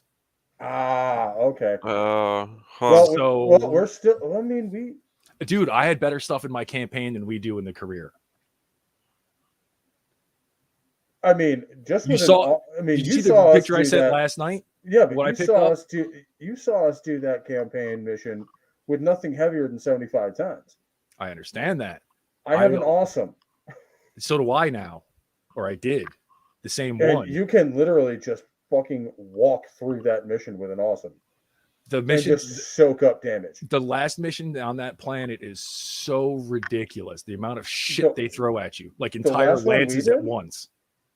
Not like a couple of them trickling in until you get through the whole lance. No, like all 4 of them on you. Here, have 2 blackjacks and 2 vindicators on 1 mech at once. That's actually not that uncommon for something like an assault mech. Right, but at the time, all I had was the what the hell is the walking blimp? The Stalker. I had the Stalker. I had the Hunchback. That's why you had problems. Is the Stalker is a great mech. That's all I had, though. Everything else was being repaired. But you need the freaking Awesome is much more of a brawler. Awesome was being repaired. Damn. And I think it's been being repaired from 2 missions prior where it got the shit beat out of it by something. Ah, okay. That's the problem. Is a lot like the missions you'd have time to repair some of your mechs, but not all 4 of them. Yeah, that's so either we need to go on a spree of making some serious cash, to make sure that mech bay is fully stocked and loaded. Well, I mean, there are years in between some of the missions where remember we had that first 2 missions and then we went off and got the Warhammer. Right, but I'm just saying we could just take that time and just start grinding cash. We're going to have buying a couple more assault mechs. Yeah, we're going to have to. Because it was something like I could only get 290 out of 360 tons. Oh, it's a 360-ton mission? The last one, yeah. That should have fucking told you what you're up against there. I know. I saw that. I went, oh, this could be bad. And now here's the way the mission goes. You have to wait, because the mission prior, you were knocking down a bunch of jammers. Mm-hmm. So you could finally get a message out to Davian. So the next mission, you're waiting for Davian to show up. There's no set time limit. They just show up. Uh-oh. And then they're like, oh, we'll be there in 2 minutes. It's like, oh, everybody in the fucking galaxy is about to come down on me, aren't they? Yeah, well, as they put it, here comes Big Mac. I hope you're hungry. Oh, God, they sent McCarran's armored cavalry after us? Yes. Oh, the entire time you're on that third planet, that's who you're dealing with. Is McCarran's armored cavalry. Yes. The best fucking mercenary unit that House Liao has. Yes. And that last mission, they're throwing everything they have left at you at once. Oh, Jesus. And I will say that they are the best that House Liao has, because by the Fourth Succession War, the Northwind Highlanders have actually been hired away from them by House Davian. Yeah. So let's not. And also, and for those of you who know BattleTech lore, the Northwind Highlanders are the descendant of the Star League Regiment. But let us not bore our chat with our ridiculously geeky talk at this point. Oh, no, I'm going to, because you know what? We're talking BattleTech here. And here we you go. know what? This is something that I love to death.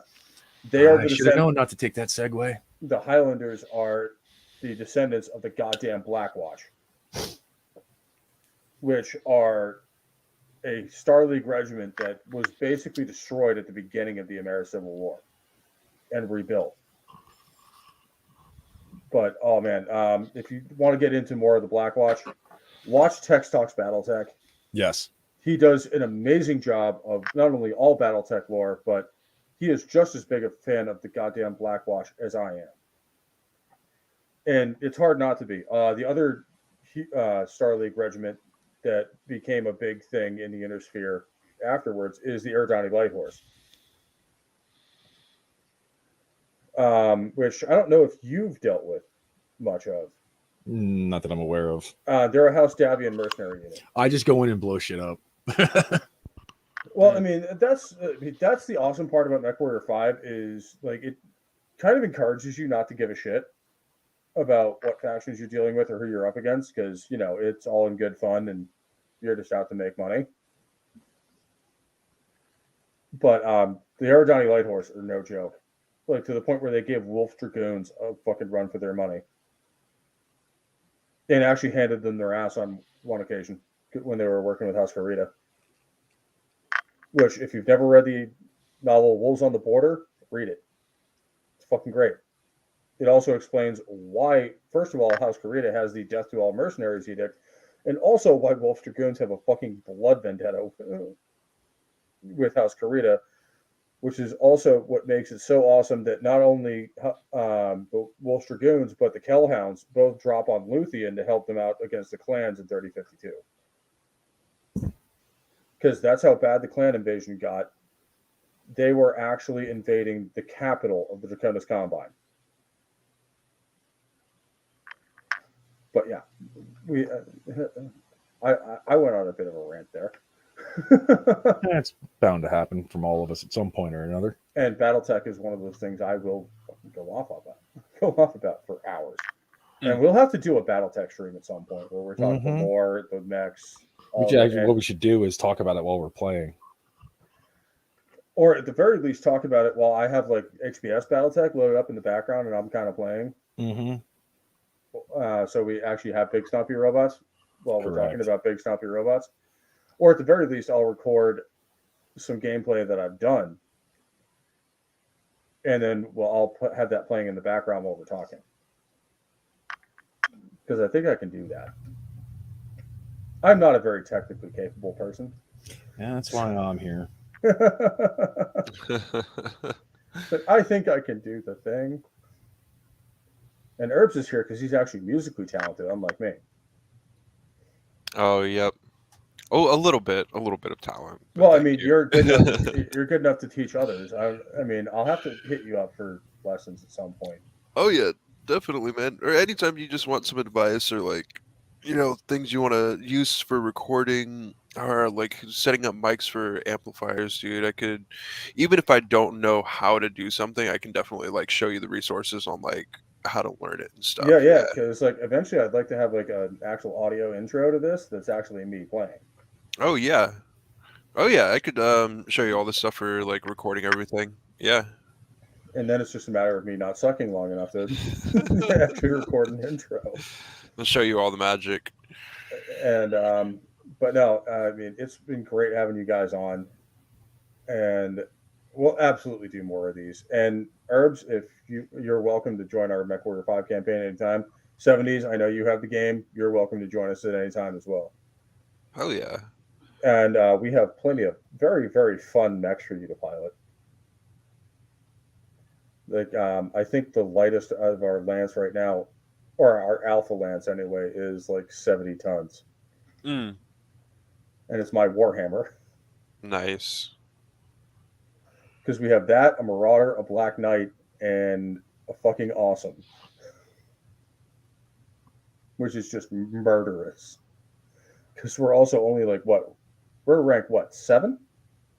Imperitus? What now? The campaign we're running, we're only, what, ranked 7? I thought it was 8 or 9.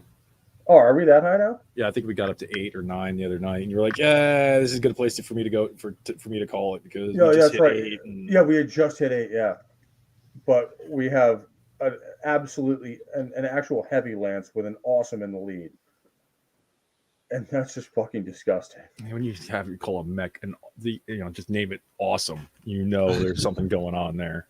Yeah, and I mean, even though it's not even the heaviest mech in the game by 20 tons. It's still one of the most beloved mechs in the game because it just deals out hate like nothing you've ever seen. Yeah, I messed around with the one that I had in my campaign, and that thing's fucking disgusting. Chain firing, and hitting the 3 PPCs on something like a spider.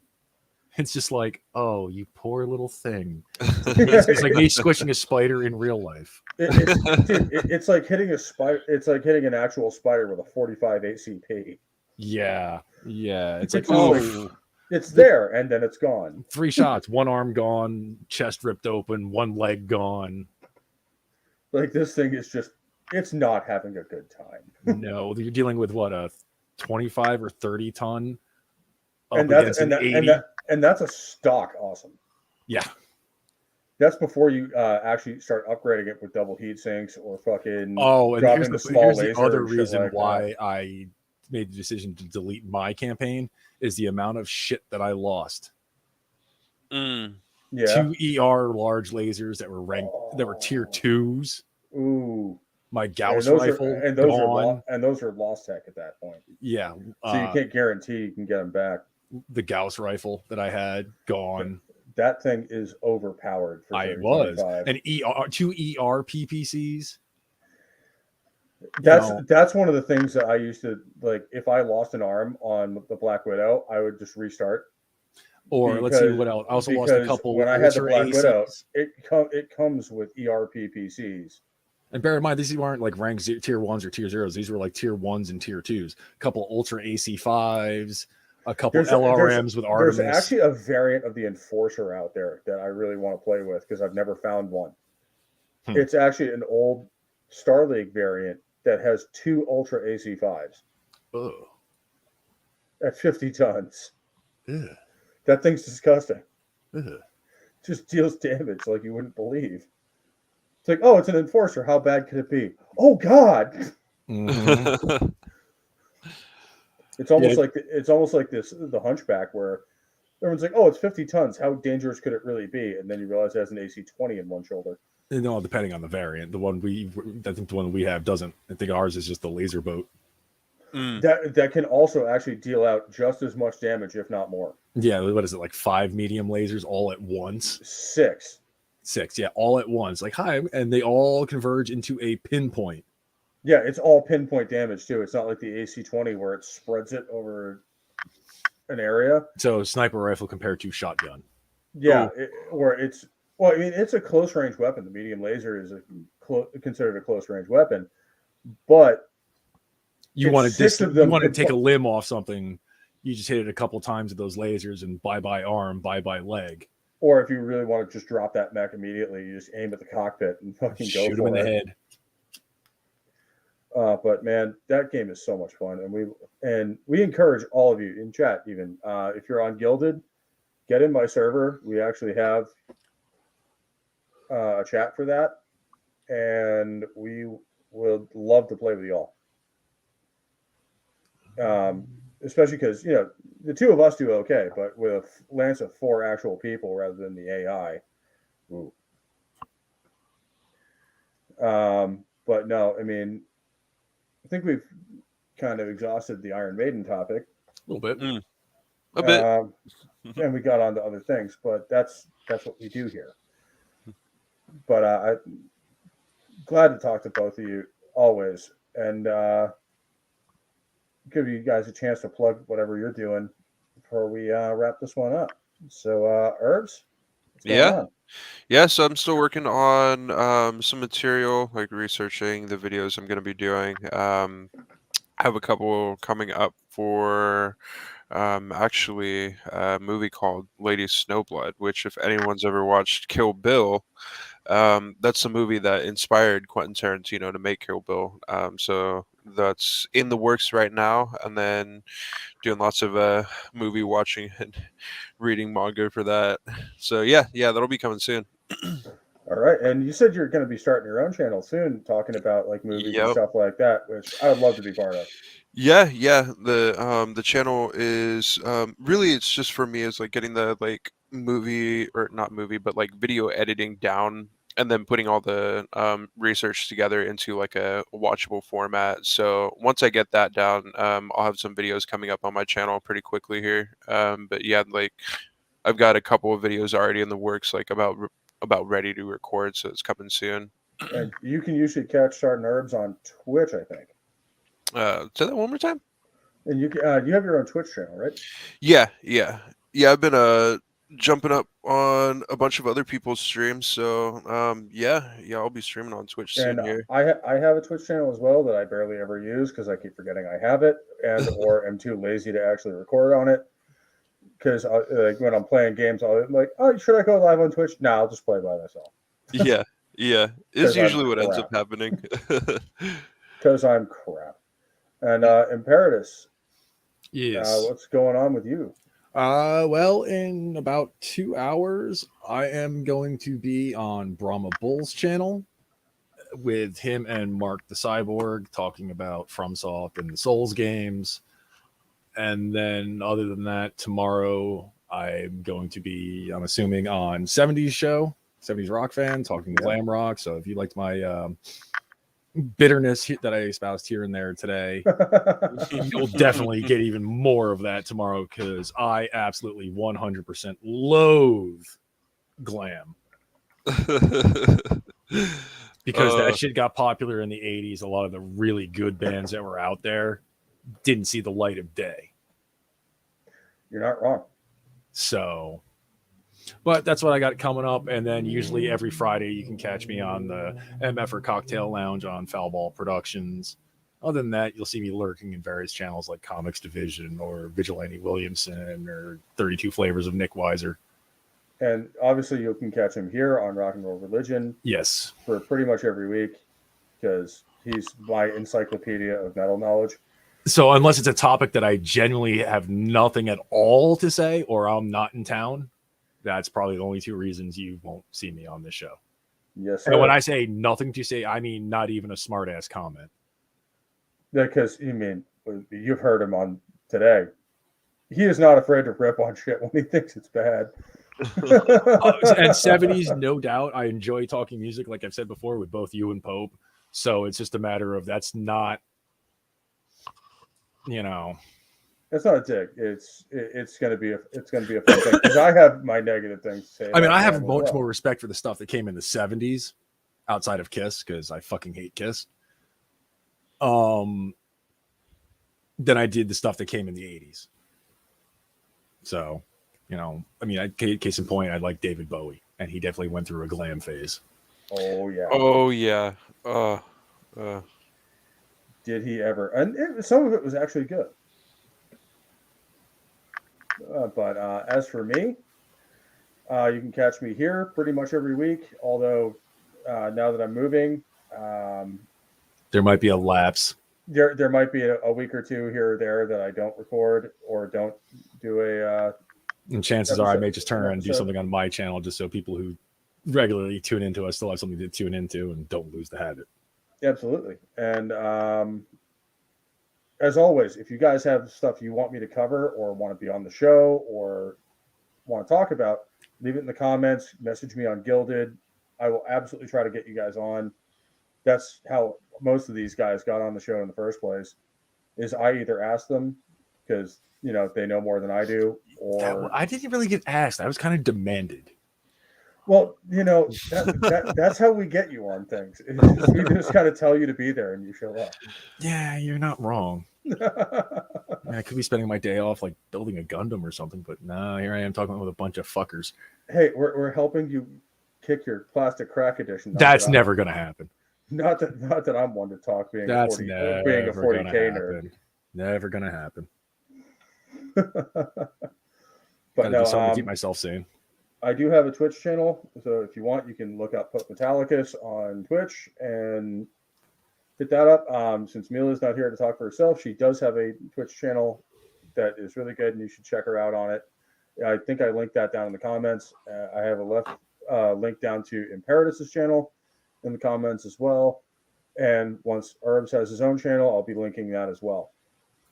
And in the meantime, absolutely, like I said at the beginning of this show, if you weren't here for it, my new art, which if I can stop my camera for a second, my new avatar is from Comic Relief Crusader, and it's absolutely excellent, and you should check him out. And if you want art done in like this kind of style, absolutely go for it. He's a great dude. He's a member of the Fellowship, and I know he does good work, so I can heavily recommend him.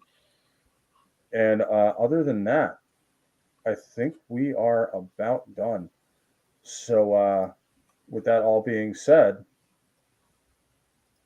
I will. This is basically it for Iron Maiden. I hope you guys enjoyed it. I hope you guys freaking listened to these records because, you know, we absolutely should. And it's important to listen to the old shit too, because that gives people an idea of where we all come from and what we mean when we say the old stuff is better. And then we have evidence to back it up. And with that being said, stay healthy, stay safe. I love you all, and I'll catch you next time.